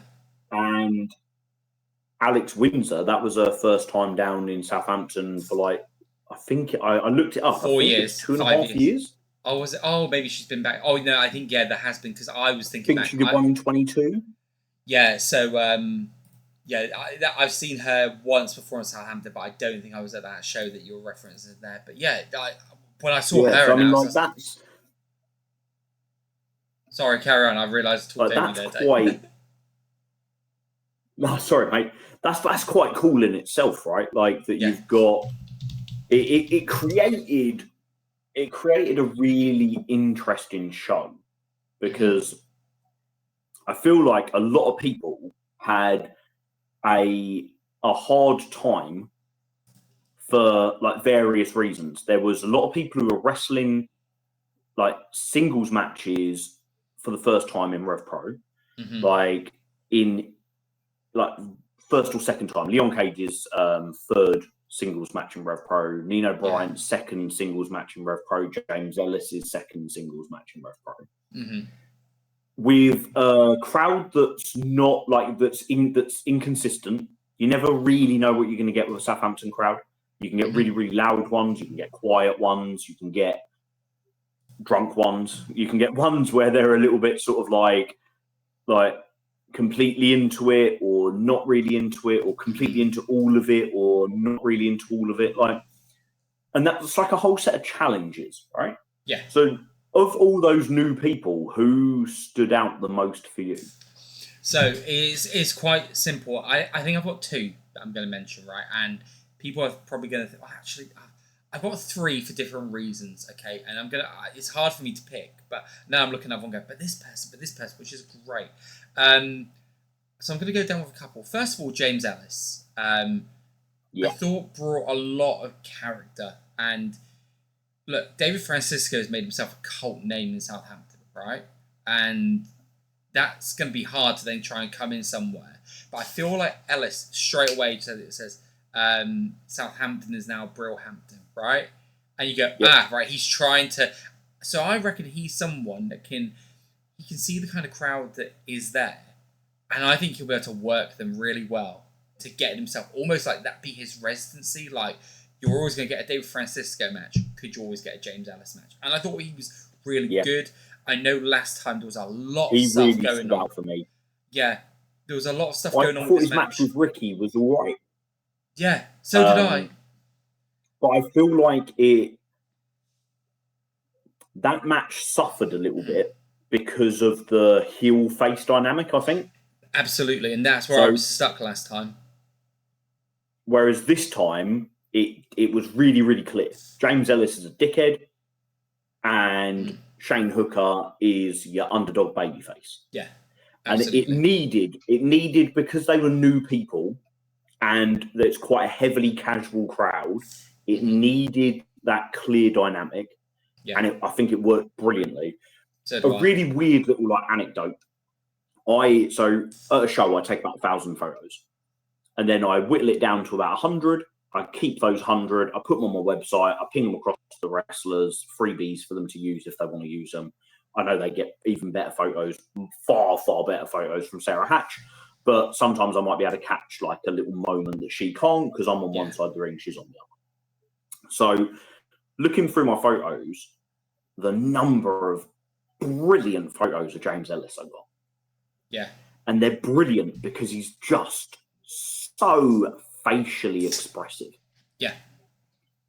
Everything he does that hits, he's got this big gleaming smile, and he looks like the Miz, like with that kind of, oh my God, I want to slap you so hard, that kind of look. Yeah. And then every time something doesn't quite go to plan, he's got this kind of like really expressive disappointment, pain, anguish, embarrassment. Like, it's really important. Zach was talking about it with, knowing your audience and getting a reaction from the crowd. He really got reactions out of me. I think it would have come across really well on demand. I want to see lots of James Ellis. He's someone where I feel like there's a really clear spot for him. Yeah, absolutely. That cruiserweight division has Will Caven at the top of it, and he is the heel at the top of the cruiserweight division. Yeah, but Caven is the unhinged, you hate me and I hate you, I don't give a shit, grungy kind of like the dirty vibe. Whereas Ellis is more like the cool heel. Yeah. He's got he's the if we were talking about like an American high school, Caven would be hanging out right round the back of the school, kind of like selling drugs, and James Ellis would be in the football setting. Yeah. Do you know what I mean? Yeah. Like, they're very different villains. Yeah. But I feel like they complement each other beautifully within that cruiserweight division. Who were the other two that stood out for you, mate? So the other ones, Nino Bryan, I thought was fantastic. So what I can say watching Nino, my only exposure to Nino has been RevPro, right? So nothing apart from one match at Riot Cab, but funnily enough, that was my own experience of James Ellis as well. It was more like a comedy tag on that one. Nino was literally doing things and variations on things I've never seen before, right? Just the way he would move certain parts of his body. It was like, and what I could describe is, you talked about like studying matches, right? When I used to go and buy myself tickets for whenever Man United came down to Southampton, I buy a ticket and I get front row right in the middle. I know that's not always the best, like, for the view of the whole pitch, but I like it because when you get that close, you can see the intricacies of what they do, right? Paul Pogba is probably a prime example of this. As a footballer, people go, they won't remember very fondly, right, for various reasons, but I was sitting that close and I could see some of the little intricate ways he could move that ball around. You go, that's why he was such a big name. And it's stuff like that I got to appreciate with Nino, where I was like, that wouldn't have come across as well on TV as it did sitting there on that stage watching it. I thought it was phenomenal. I think he's got a really bright future in wrestling in general. And look, I know that a lot of people, like, you'd have the names like Leon Cage who have gone viral and stuff like that, but I think Nino's he's had this probably more of a burgeoning reputation coming up, and everyone like, okay, I've been hearing a lot of this guy from Purpose. He's absolutely taken his spot. And again, you've got a card where you've got so many young guys coming in, like it isn't going to be hard to stand out amongst them. And he had his spot amongst them as well. I thought he was really great. And my last one was Anita Vaughan. I've not had the chance to see Anita live, and she just has this presence about her. I mean, I know there's a connection from Germany and stuff, but she has the same kind of presence I feel from Oscar from Youngblood. Like, it's just this. I see that. Not an unhinged kind of, but almost like just this really raw, visceral, like, I can't put a finger on it. She's a big presence, right? Like, she's a physically, like, imposing, like woman. And it's not just her kind of her height and her like broad shoulders and her arms. It's the way that she moves. Her energy. She kind of bounces around the ring like she is slightly unhinged. But it's more like she's so up for it. She's got so much energy, and it's like every little bit of energy is going to like come out of her body somehow.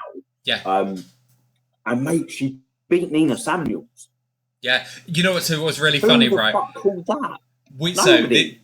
Me and the guy I was sitting next to, Will, we were talking about this, right? Because the whole of the first half was heels going over, right? You can make the debate about Ethan Allen, but he was the heel in that match, right? So we were sitting talking about it, and I, honest to God, I turned around and went, heels are going to win every match until the main event, aren't they? And literally at that second, Anita Vaughan gets the win. Like, if you watch it back, if the camera's right, you'll see me and Will having this conversation, and he turned around to me and went, "What are you saying?" Like, it was just out of nowhere. Like, that was not the match I expected. Funny, right? Because I was standing with Spike, and he turned to me at the start, and he was like, "Do you know what? I don't think I've ever seen Nina Samuels live." And I was like, "Oh, I really like her, mate. I really, really enjoy her work." I said that the only thing I say is, you can see what a pro she is, like how experienced she is. And I said to him, I said, she'll get a reaction out of this crowd. Like, she'll, and if the crowd, and actually, as it turned out, the crowd was so, there was a section of the crowd, let's say, a small section, but a loud section, who were really uninvested in this match. But she just called him out on it and called him out on the bullshit. I love that. Absolutely loved it. And I absolutely loved it, because she was literally just like, go and amuse yourselves, like, fuck off, go and amuse yourselves over there.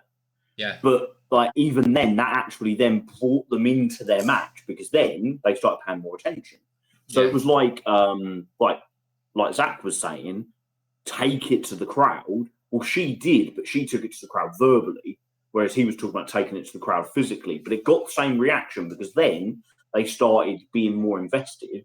And when she lost, they had a good old cheer, because it was like, there you go, you mugged us off, and now you've lost the match. But it got the reaction she wanted. And the second thing he said was about sort of like maybe 2/3 into their match. He turned to me and he just went, "Next women's champion?" And I was like, I would like so. Yeah. We called it a long time ago. We said we wanted Nina to be the next champion. Then she lost at Summer Sizzler, and you were like, okay, there's not going to be Nina. We'll have Lizzie then. Lizzie will be the one. And then Lizzie didn't win at Global Wars, and you're like, I don't see Mercedes or Sapphire as the champion. I don't see the not because they're not great, because of course they are, but they're dynamic in Cutthroat Collective. They're not the ringleaders.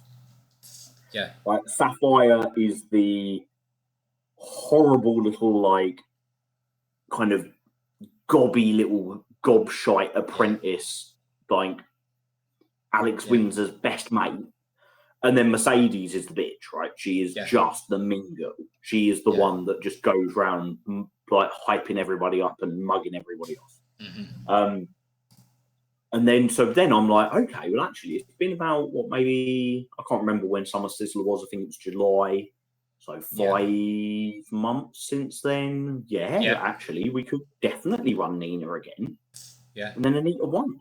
And I'm just like, oh. And then what do you make of the unveiling of a 6th member of the Cutthroat Collective in Sheffield. Oh, this is interesting because I was like, I want it now, right? And I'm going, so what can it be? Because Is this a red herring? Yeah, like is this them saying they're doing it because Mercedes expects Millie to comply, and Millie's actually gonna tell the fuck off?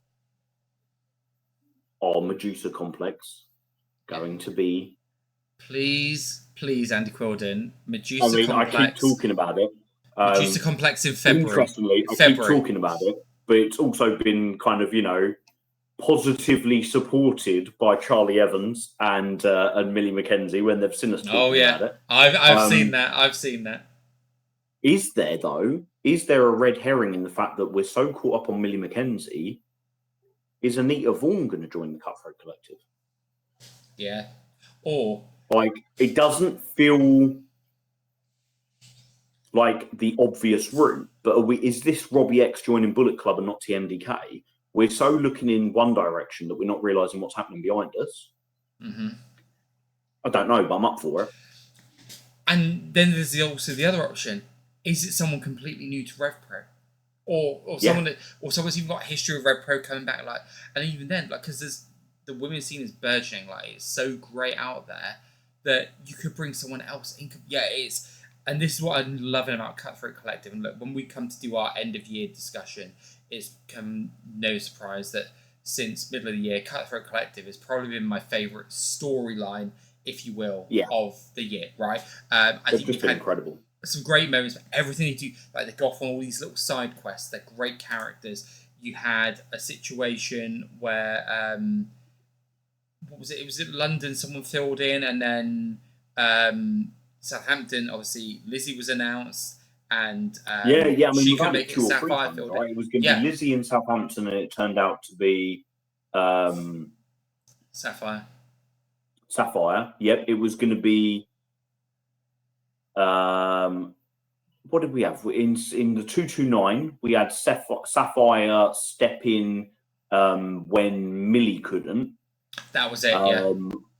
I'm sure we've had another one as well, but there's the benefit of a stable, right? And the way they're able to mix and match in with each other is so good as well. And also, there is no one is being carried in that stable. No, they all play very well. Yeah, they're all equally over. Mm-hmm. We've talked about the Inner Circle before as being like a stable that we both think worked really well. You had really clear dynamics. But if you thought you were going to get Jericho and Sammy Guevara,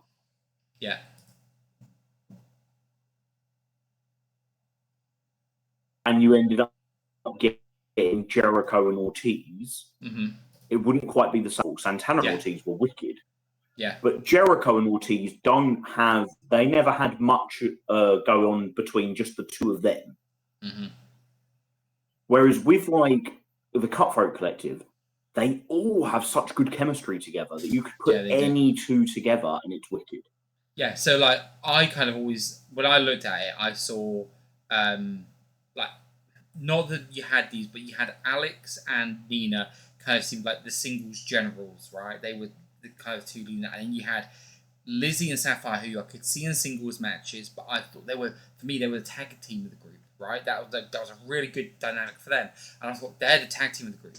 And then Sapphire tags up with Alex Windsor. I'm like, but they could be the tag team of the group, right? That's how good they all mix the match in. I love as well, like you said, about her being Windsor's apprentice, because the first time I ever saw Sapphire Reed was in Portsmouth, and they did a show-long story where Maya Matthews was trying to get a match against Alex Windsor. Yep, I remember that. Before she could get that, she had to go through Sapphire Reed, which she did. And I just love that, you can now cut a year, maybe a year and a half later, and this is where we're at. And again, that's because, all of them, but Sapphire being as young as she is, absolute prodigy, mate. And I love that match. Absolutely, mate. I thought that match was really good. I thought Chantel Jordan. Yeah, shout out to Ronnie Knox and Chantel Jordan. I think Chantel is looking so comfortable. I really, really enjoy her. Always have done. I was really surprised, actually. I think Chantel is the of all the women in RevPro, I've seen Chantel live the third most times of all women. Wow. Okay. Yeah. Like Alex Windsor and Danny Luna are number 1 and 2. Mm. And Chantel was the next one. I was really surprised at that. Yeah, I can imagine. Yeah. I feel like she's really settled in nicely. Yeah. Like coming back in. I think Ronnie Knox did really well because she's in a really tough spot because her first match went 3 minutes, her second match went 4 minutes. Like you've got to build up from there. It's a bit like Dynamite Lee Dawson and Jordan Saeed. They're going to have lots of short one-sided matches before they get anything. Yeah. But I thought Ronnie did well. I thought she looked really good in it. The whole time that I think it was Alex Windsor that she had in the choke, like, it looked really good, and it really brought me into like cheering for her and like willing her to do well. So I really enjoyed that. And I'm curious to see what the other women's match in Sheffield's going to be. We know we've got Anita versus Millie, which is the match from the 229 that didn't happen. At the time of us recording, we've got 3 Sheffield matches. By the time this goes out, hopefully we'll have a full card and it won't all be last minute like last week was. But I'm curious to know what the other one is, because that might give us a red herring or an indication of where maybe Cutthroat Collective will be. Yeah. It should be good. Looking at the other matches on the card, you had that great match between Nino and Will, and you had the Cutthroat Collective match. In the middle of that, you had Greedy Souls versus Harry and Shah. And look, you mentioned it last time about comedy. That was great fun, wasn't it? But you know, and it kind of had exactly what we both spoke about, right? They've struck gold with this, like whether it's by design or by fortune or a bit of both, right? They've struck gold with it, and again, they're all pros, right?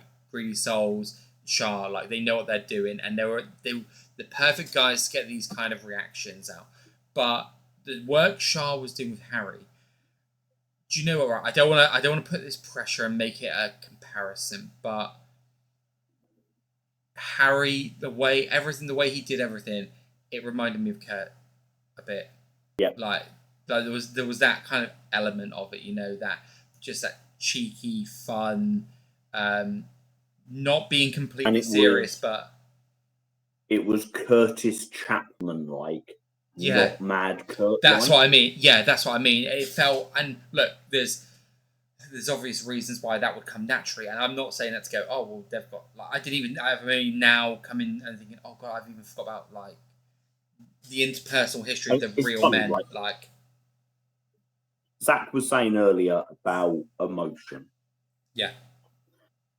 I think, if I'm correct in saying, that's the 5th Harry Milligan RevPro match I've seen live, and I think he's only had 6.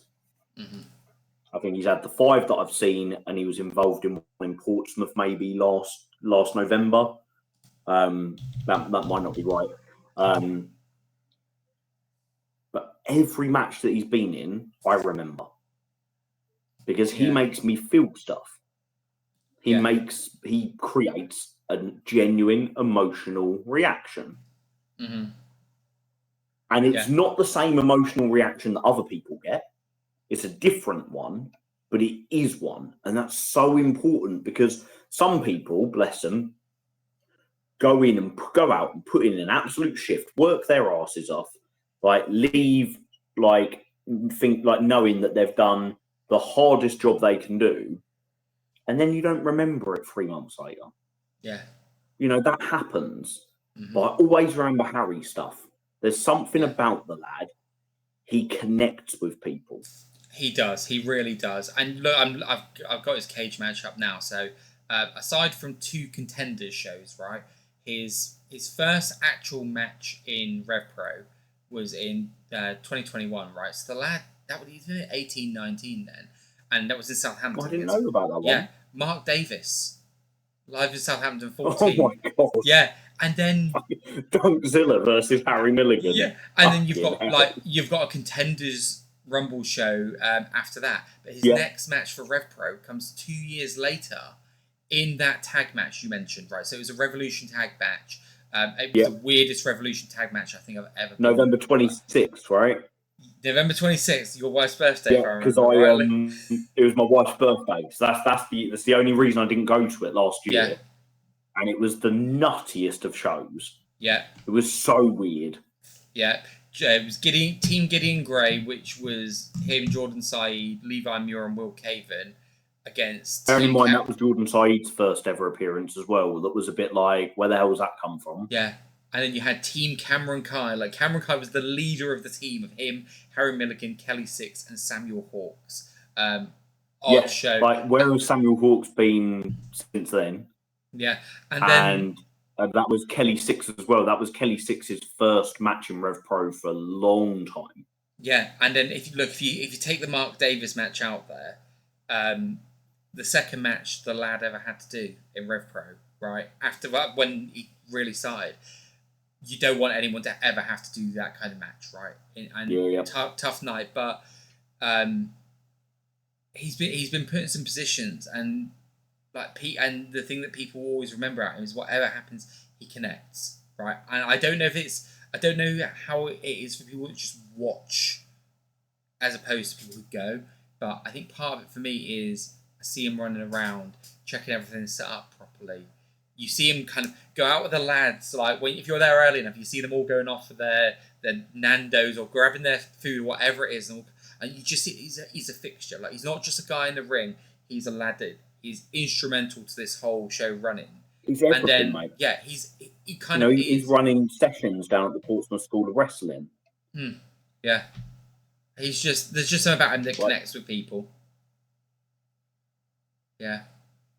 And I've got a question for you for the next match that I think we'll cover. Yes, go for it. Do you think Leon Cage and Ethan Allen went too long? So, yes and no. I think that there seems to be a couple of things. It felt like, and I think for the right way. I think I'm just getting a cage match onto it now, actually. Right, so actually, yeah, looking at the time. I haven't looked. It felt about 20 minutes. 24 minutes, give or take. Actually, was it really 24? Apart from the main event, the longest match on the card by some distance. The next match that's not only the longest match on the card. I think that I would. I mean, I'm kind of speculating.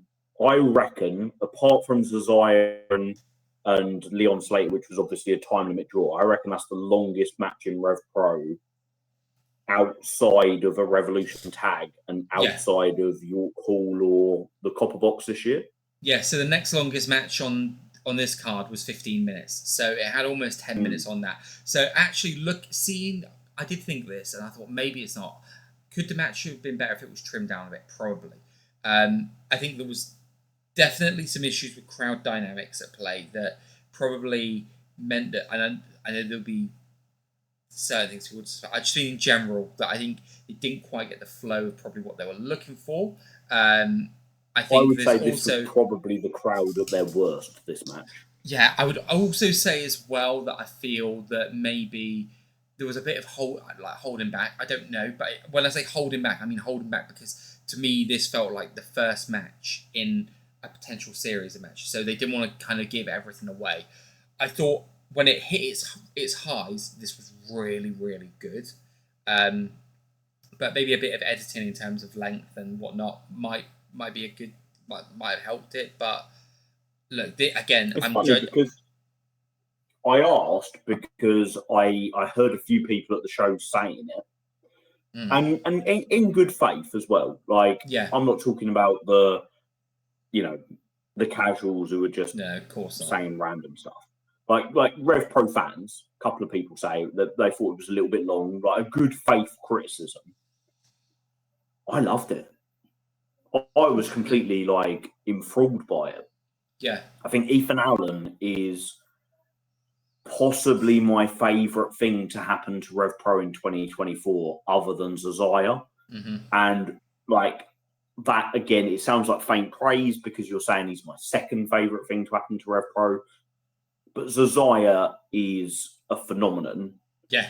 And he's someone where I didn't know that Zazaya existed in March. And then in April, he shot into RevPro. I think I've seen Zazaya nearly 30 times this year, which is an insane number of times. Yeah. And I've seen him, everywhere, from Fantastica Mania to the Copper Box to St Neots to Stevenage to Sheffield to Southampton, you know, everywhere. Ethan Allen was. I never got to see Young Guns. I didn't get into RevPro till after the Young Guns run. So Ethan Allen was a bit like, oh, okay, he's Luke Jacobs' tag team partner, right? Like, I wonder how he's going to fit into life, because it kind of feels like Luke's outgrown that tag team. That was like the vibe I was picking up on when Allen came back. Same. Then I watched the guy work and was just like, Jesus Christ, you're brilliant. Yeah. Like, he is everything I love in professional wrestling. If I wanted somebody to epitomize my favorite things in wrestling, it would be Ethan Allen. He's Mr. Piss and Vinegar. He is a nastier, less polished Zack Sabre Jr. Yeah, he is Bret Hart from a council estate.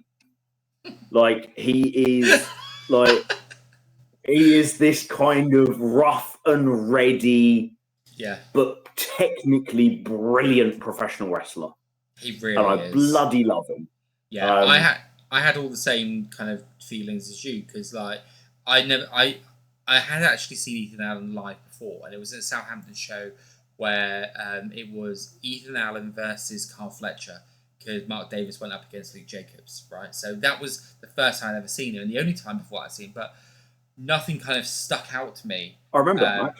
That was fucking awesome, that match. I can't remember it. I don't know what his matches from around that time just haven't stuck in my brain. So I honestly thought when he came back, oh, this is my first time. I remember it because I watched it recently. Oh, nice. It must have been around this time of year. So I watched it for this week in RevPro history.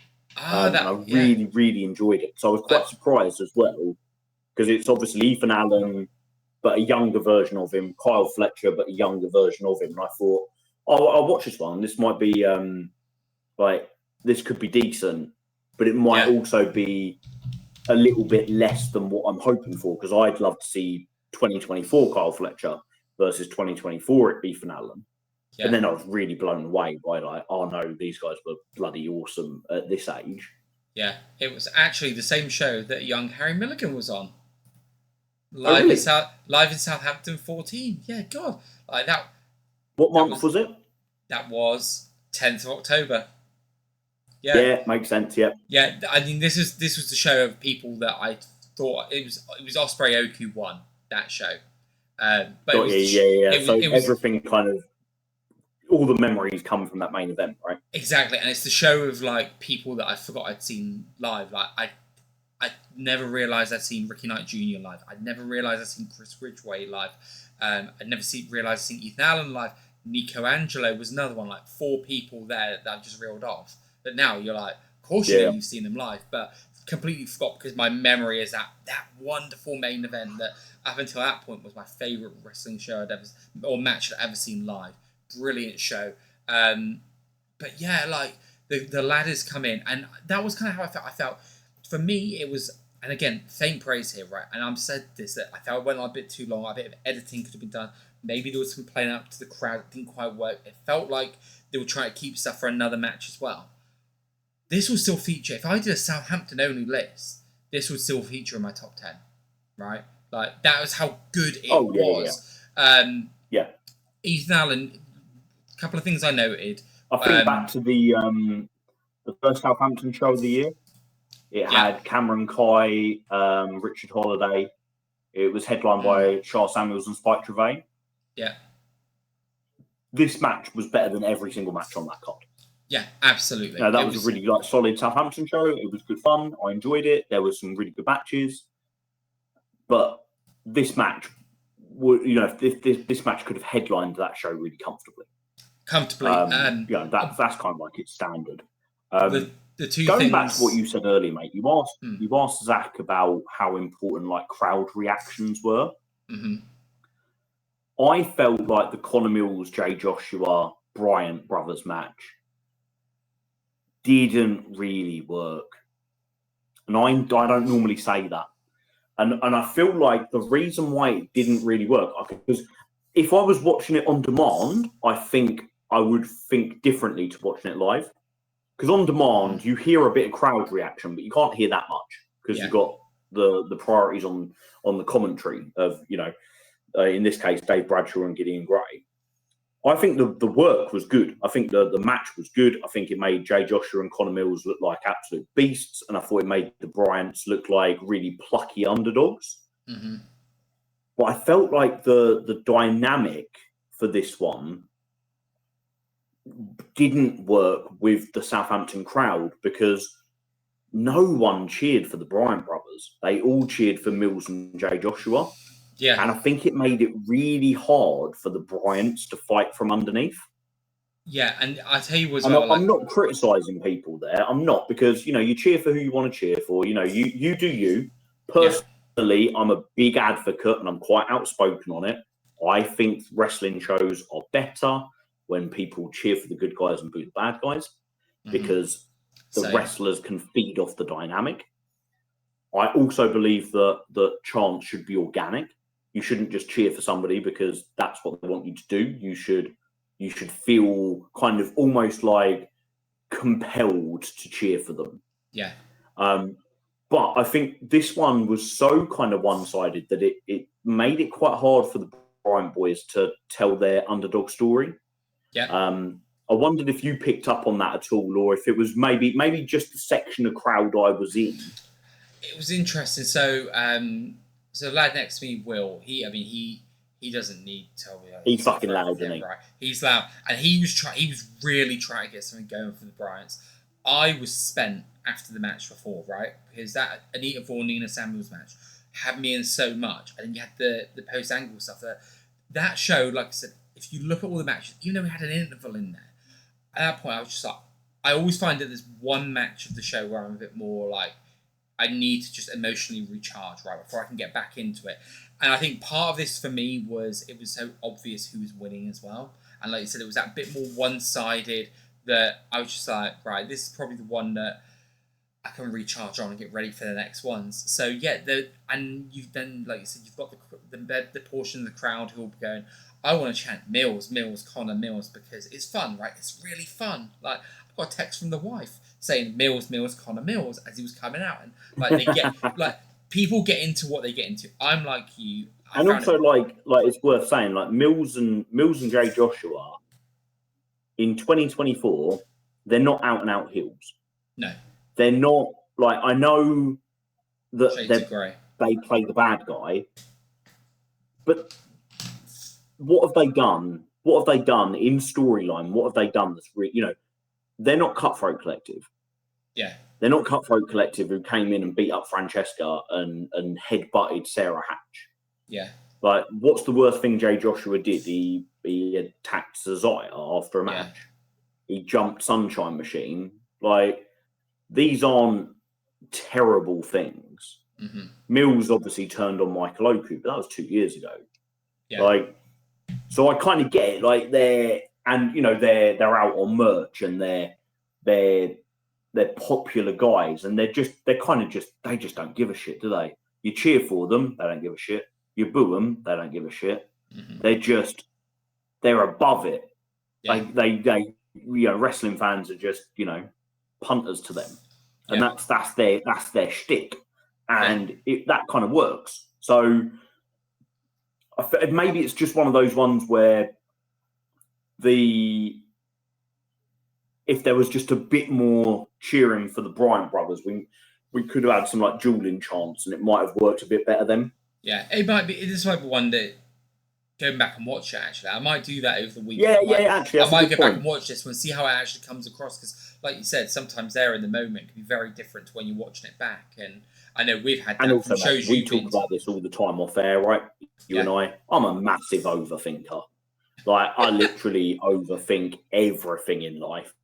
Yeah. So maybe I'm literally kind of making, like, in my head, a mountain out of something that's not even a molehill. If people could see our WhatsApp conversations. I think actually I might. We're going to finish up earlier tonight than we're kind of finishing up too late for me to go away and put film on, but too early for me to go to bed.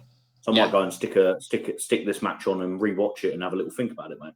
Yeah, nice. So obviously we've talked about the rest of the matches, Dave. The main event. The main event. Right. I'm not even. This isn't even like jokes because there's a lot of meta in this, right? Like it's very meta for Southampton. This was one of my favourite matches in Southampton of the year, and I'm not sure whether it'll break my top 10 list. I don't think it'll break my top 10 matches for the year in terms of best matches. But if you can say top 10 fun times I've had in Southampton, yeah, this was it. Like for me, I can't. I talked about this with Spike actually. I can't put a Revolution tag in a match of the year. Mm-hmm. Yeah. Any of them. Like for me, they're like exempt. Yeah. It's almost like it's a bit like a cheat code for a really good match. Mm-hmm. And I really enjoy them. I love them. I love it when there's a Revolution tag. I never get bored of them either. Yeah. I think one time this year I watched 3 Revolution tags like in 3 different towns, 3 shows in a row. Mm-hmm. Do you know what I mean? Like, because that was the first Southampton one of the year.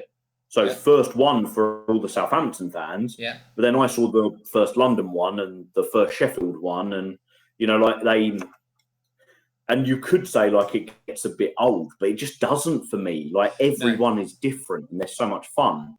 But it's for what I love in a match that like this has lots of moments, lots of teases, lots of snippets of rivalry. Yeah. I remember the Sheffield one that finished with basically like a 10 minutes Zai versus Ethan Allen match. And it was so cool because you were just getting a preview of like, one day we're going to get this. Yeah. One day we're going to get this fully. Yeah. And it's going to be special. So like, I can't justify it going in a top 10 list for best 10 matches of the year, but guaranteed this goes in top 10 moments of the year. Yeah, if I said everything from Francisco sitting in the ring when everyone's wrestling on the outside, just sneakily kind of taking himself out of the situation to watch. Yeah. From him being the captain of his team.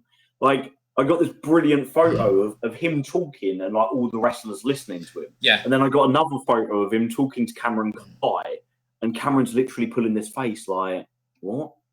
Like, we had that like during his entrance. What the fuck am I listening to you for? Cameron and Leon just turn around and look at us going, what was really great as well, because we were in their corner, right? So you had a lot of interactions with them down on the floor, in front of us at the stage, just saying things that camera's not picking up, and like just literally having like, it's not for anyone but those couple of fans directly in front of them. There was just a funny little moment just where Joe Lando leaned back and looked at me and he went, "For the record, Dave, I think you're the best David here." I was like, "Cheers, mate. I appreciate that." Oh, love that. And I remember I think Amira posted this week, maybe Twitter, Instagram, something like that. And she just said how she didn't really believe the whole David Francisco's over in Southampton. Yeah. Until she witnessed it and realised just how it is. And it is, mate. It's so cool. I do really like it. Yeah. I will admit, there were a couple of moments on the show where I worried it was going to get out of hand and they were going to cheer for Francisco in matches that doesn't involve him. Because that did happen with Shah, didn't it? Yeah. Yeah, like that. With the Shah thing, it kind of worked because it was like Southampton doesn't forget. Yeah. And I quite liked that. And it was like, we remember you from last month. Like, don't think we don't remember what you did to our patron saint. And that worked. I was cool with that. Just don't want it creeping in again. Me overthinking. That's what I was worried about. Matches. It needs to be for Francisco only. Yeah. Because you can't recreate this. You can't do it again with someone. No. It's special, and it will be special for a long time. Mm-hmm. But it's one of those things where you can't copy and paste it. No, and you don't want to overkill it by letting it become something that takes away from other people. Mm-hmm. Spike turned around to me, mate, and he was like, "What do you reckon the betting is that after all this, Francisco's just thrown out immediately?" So I thought that was going to happen. Everybody just throws him over the top rope. I thought it was going to happen. That's brilliant. That's exactly what they should do. Yeah. So I had two thoughts. When I realised that wasn't going to happen, and then Francis was on the outside, I was sitting with Will and I was going, I don't know how Francisco's going to lose the match, right? Because I didn't see him winning it, because obviously you've got I didn't see him winning it. You've got Oku, who's building up to Luke Jacobs. You've got Zaya, and because I was like, how are they going to eliminate one of Leon versus Zaya, right? And how I had it in my end head that? I had it in my head that Leon and Zaya would eliminate each other. Yeah. Oku would be the last one standing, so Oku could do like the go home speech. Yeah.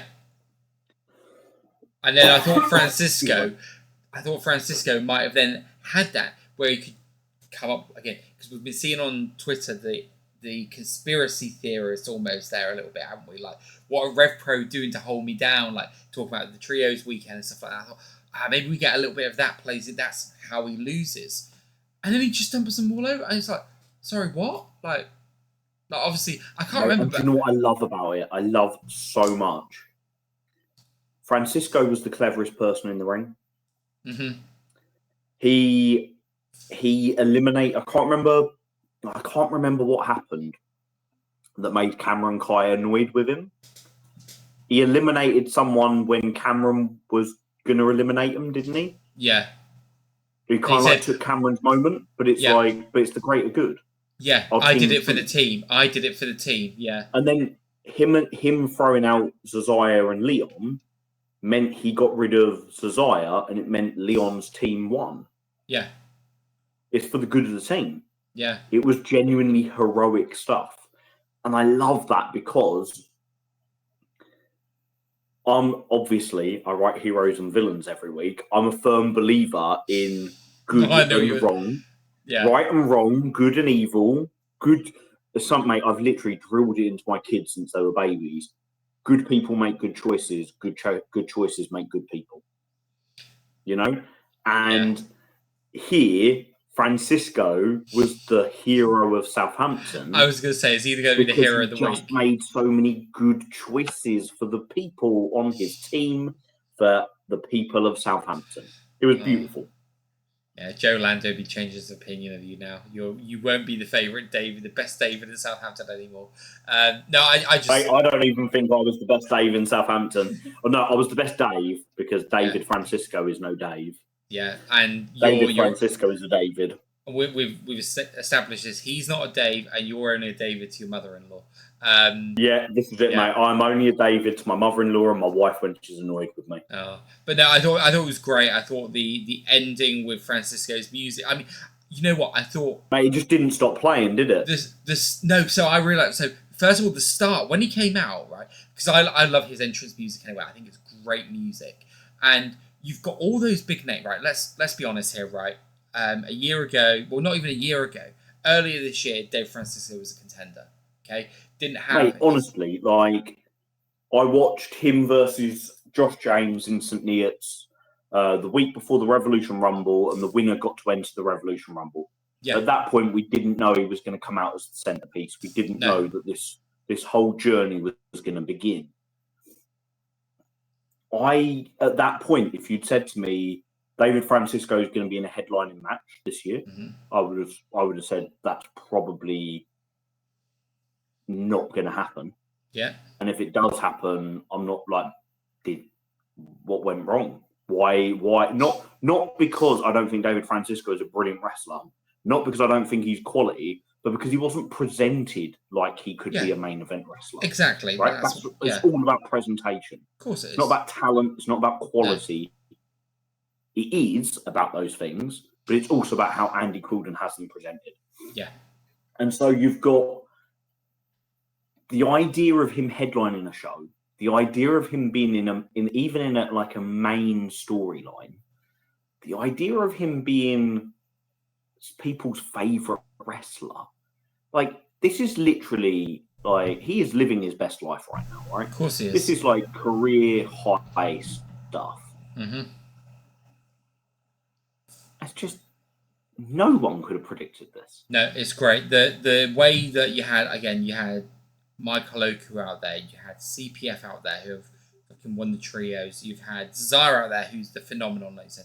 You got Leon Slater out there who is a guy that's heralded as one of the best in the world for his age, right? And they're just like the names that's immediately jumping out to me.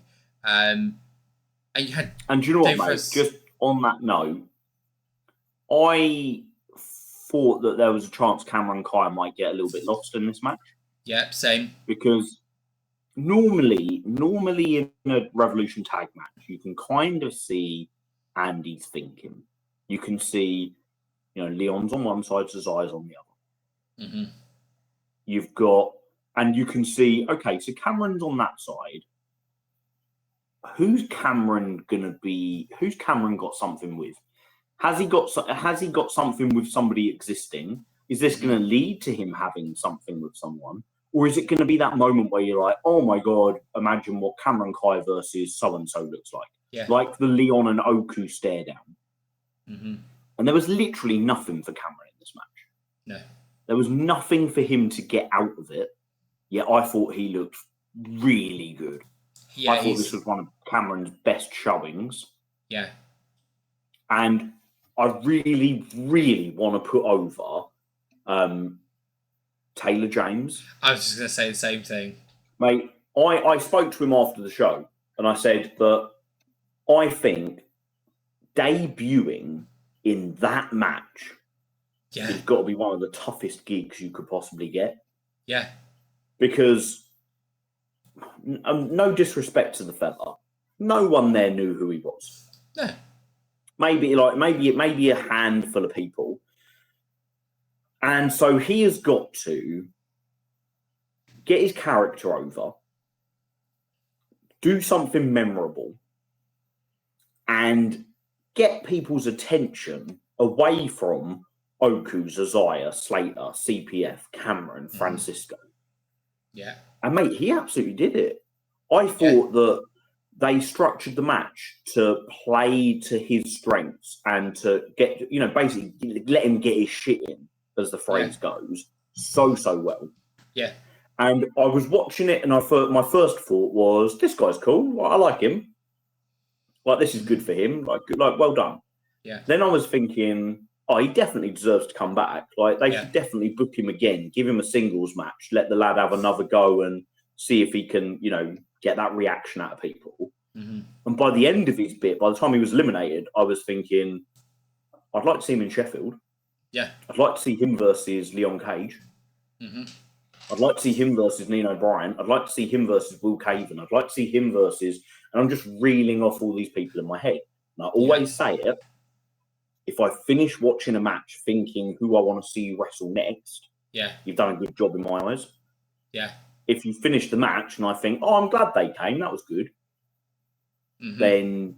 And I'm never going to name names. So I'm never going to neg on people. But there have been people that have wrestled for RevPro this year and last year and the year before where I thought, that was quite cool. Maybe we'll see them again. Mm-hmm. Yeah. I've never watched anybody and thought that was shit. No. I didn't enjoy that at all. I hope they never come back. Never, ever, ever had that. I'm just not that way inclined. I might watch somebody and think, I hope maybe they get another chance to impress, because that one wasn't quite hitting it. It's always it's not for me rather than their shit, right? Yeah, exactly that, mate. But Taylor James, I was like, I like him. Yeah, same. And it's kind of funny, right? Because why did I like him? He didn't do anything. He didn't have like one spot that was like, that spot when he did X, Y, and Z. That was memorable. Yeah. He didn't look any, he wasn't unique looking. It's not like when Ninja Mac came out in St. Neots last year, and you're like, oh my God, this guy's completely like. Still mental. Forget that. That's even the thing. He's a ninja. He's a ninja in St. Neots. Like that, I think that must have been 2 years ago. Actually, it weren't last year. Yeah, it was 2 years ago against Carl Fletcher. But everything he did, I was like really like, kind of moments of just cool moves, but meaningful moves. Really enjoyed it. Really, really enjoyed it. Yeah. I really hope he gets to come back. And soon as well, because I always think like you want to get to come back soon so that people remember the first one and then you get to really impress in the second one, like James Ellis. Yeah. We were only saying last week, weren't we, that I called it, we saw James Ellis. We haven't seen him since. it's going to be hard for him because there's so many people competing for those spots. Yeah. Well, he came back this week and fucking smashed it out of the park. And I don't think it's any coincidence, because we spoke about it last week as well, about now that there's more shows and more. I'm gonna say in a really wanky way, but there's more territories, right? For you've got this area is this this part. This has got this. This has got this. You can get these guys on these tracks and these shows, so that you've almost got the kind of like we've a talked core. about it before, right? You and I. We've talked about where else RevPro might run. Yeah. My logic. I mean, I don't book. I've never booked wrestling. I don't understand why Andy chooses where he chooses. Yeah. But my logical thinking is, if somewhere is within an hour's drive, there's no point running another venue within an hour of that first venue. Yeah. So if they run Southampton, there's not really any point running Portsmouth. No. I know they always did, but realistically, you want the people that live in Portsmouth to come to Southampton to watch wrestling. Yeah. Or the people in Southampton to go to Portsmouth. How far is it? Half an hour? Yeah, about half an hour, 20 minutes, yeah. Like that, what is the point in having shows in both places? Yeah. Yeah, So I mean, I when loved you it because it was so think close, yeah. Like Southampton is the furthest south. Sheffield is the furthest north. And then you look at it, it's basically it's a straight line up the country, isn't it? Southampton to London, London to Stevenage, Stevenage to Coventry, Coventry to Sheffield. You got Doncaster up there. Yeah. Doncaster and Sheffield are quite close. Mm-hmm. So Doncaster's different to Sheffield because Doncaster's big and Sheffield is small. So I reckon as well next year, sorry to cut in there, I asked the question on the RevPro Ask on Friday. There's 2 Doncaster shows next year. So I reckon we're going to get the Doncaster followed by Sheffield Weekenders. I reckon that's going to happen up there next year. Yeah, and I think that from everything Andy said on the Q&A, it looks like events are rotating. Mm-hmm. So Coventry is not hosting the Trios tournament. The Trios tournament's going somewhere else. I wouldn't be surprised if Doncaster doesn't host Global Wars, but Global Wars goes somewhere else. Yeah. I wouldn't be surprised. I feel like Stevenage will probably host the J Cup. I think so as well. Because the Stevenage Sheffield weekend is perfect for imports. Mm-hmm. You bring some people over for the J Cup. They wrestle both shows within the weekend. It's quite a big crowd, Stevenage, so it works perfectly. I wouldn't be surprised if the other events move around the country, which I think is a benefit. Mm-hmm. There was a question about Cardiff, and Andy said it's something that we're considering because there isn't anything in the West, is there? No. And there's from Southampton. Southampton's the closest show to Cardiff. Yes. But that's still like 2 hours away. Yeah, it is, yeah. And then there isn't really anything in the East. But then it's interesting, right? Because if you go west and you go to Cardiff, there's a lot of wrestling companies that run Wales. Is RevPro needed in Wales? Mm-hmm. Similarly, if they go east and you look at Norfolk and Suffolk, that's the Knight family territory, isn't it? Yeah, exactly. Is RevPro needed there? Yeah. So is there a logic to how we've got this kind of straight down the middle of the country as being like the kind of territories? It's almost like you look at like a road like the A1 or the M1. Yeah. And everything's quite close to it. Yeah. And I know the question is always like, what about further north than Sheffield? But you also have to remember that this company operates out of Portsmouth. Yeah, that's it. Like if you're going to go somewhere like a Newcastle, they're going to go all the way up to the very north of the country, then they've got to go they've got to go and stay there, right? Yeah. In which case, they're not going to do that for 150 people.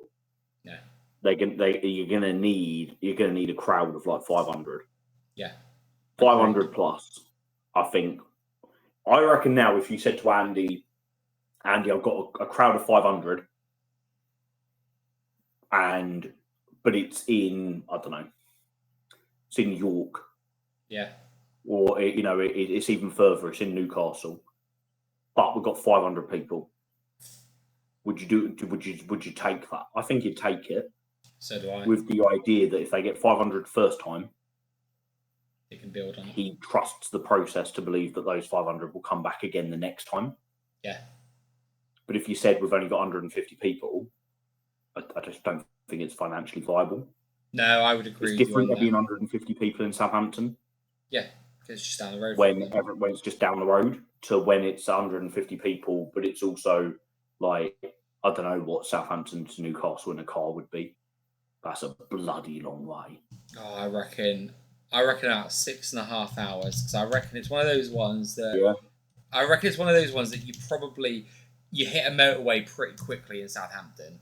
So I reckon it but probably then you've feels always like got the risk of you going on so many major roads. There's only needs to be an accident on one of them. So apparently it's 5 hours and 8 minutes to get to Newcastle from Really? Southampton. Yeah. Because, you hit... Mate, that's mental. Because it takes me 2.5 hours to get to Southampton. Yeah. And I'm only like 45 minutes north of London. Yeah. Yeah. That will be because you're hitting the motorway straight away. But like you said, that's best endeavours, right? Whenever Google Maps tells me, from where I live in Salisbury... And that's like looking at it at 8:30 on a Tuesday night, not... Yeah. Like 10 o'clock in the morning on a Sunday or on a Saturday. Like when it tells around to me and says, "Oh yeah, it will take you 3.5 hours to get to Manchester," I'm like, "No, it takes me 5 hours to get to Manchester." You know these things, don't you? But yeah, it'll be interesting to see what they do. But I you know what, kind of circling back around to it, I thought really, really great main event, just lightning in a bottle, something you're not going to get elsewhere. Great reactions from everyone. Everyone played their part in the match. Taylor James came into this match just, like you said, could have got lost out there, didn't, made the most of every opportunity he was given. I thought it was a really nice way to send off Southampton, but like you said, I loved it as I was walking out the venue, so I stayed behind for a little bit of chat afterwards, whatnot, and then I walked out at the end of the night, and I'm walking out the venue, and Francisco's music is still playing. Loved it. Yeah, mate, absolutely loved it. Got my season ticket for next year. Can't wait. Like, bring on the Southampton shows. Yeah. Let's get the Sheffield season tickets on sale. I'll have one of them as well. Like, just as much RevPro, hook it up into my veins, mate, for all of 2025. Absolutely. Well, mate, I'm mad to think that we've got 2 shows left and then 6 weeks off potentially. I was gonna say that, right? Sneak one in when Andy said it's not looking likely. Well, you know what? You've got a great Sheffield show. From what we've seen announced already coming up, you're going to see Robbie X versus. Do you know what, mate? The Sheffield shows are low key some of my favourite shows. Yeah, nice. Like, they always get a really well-rounded card. Mm-hmm. The matches always deliver, and there's just a nice vibe. Yeah. Like, I think it's one of those. It's like a cliche, isn't it? Like, everyone's lovely up north. Like, it's just a really nice vibe in Sheffield. I really like it. Love it. And it's quite nice because I kind of get to be like a bit introverted when I go to Sheffield because not many people know me. So I just quietly go about my business watching the wrestling, which is quite nice, you know. Yeah, I bet it is. Yeah. Oh, mate. Well, I hope you have a great show when you go. Can't wait to come back next week and chat with you. Yes, mate. Yeah, we'll be back here catching up on it next week. Can't wait, mate. Absolutely. Right. Until next time, we're out of here. Cheers, bro.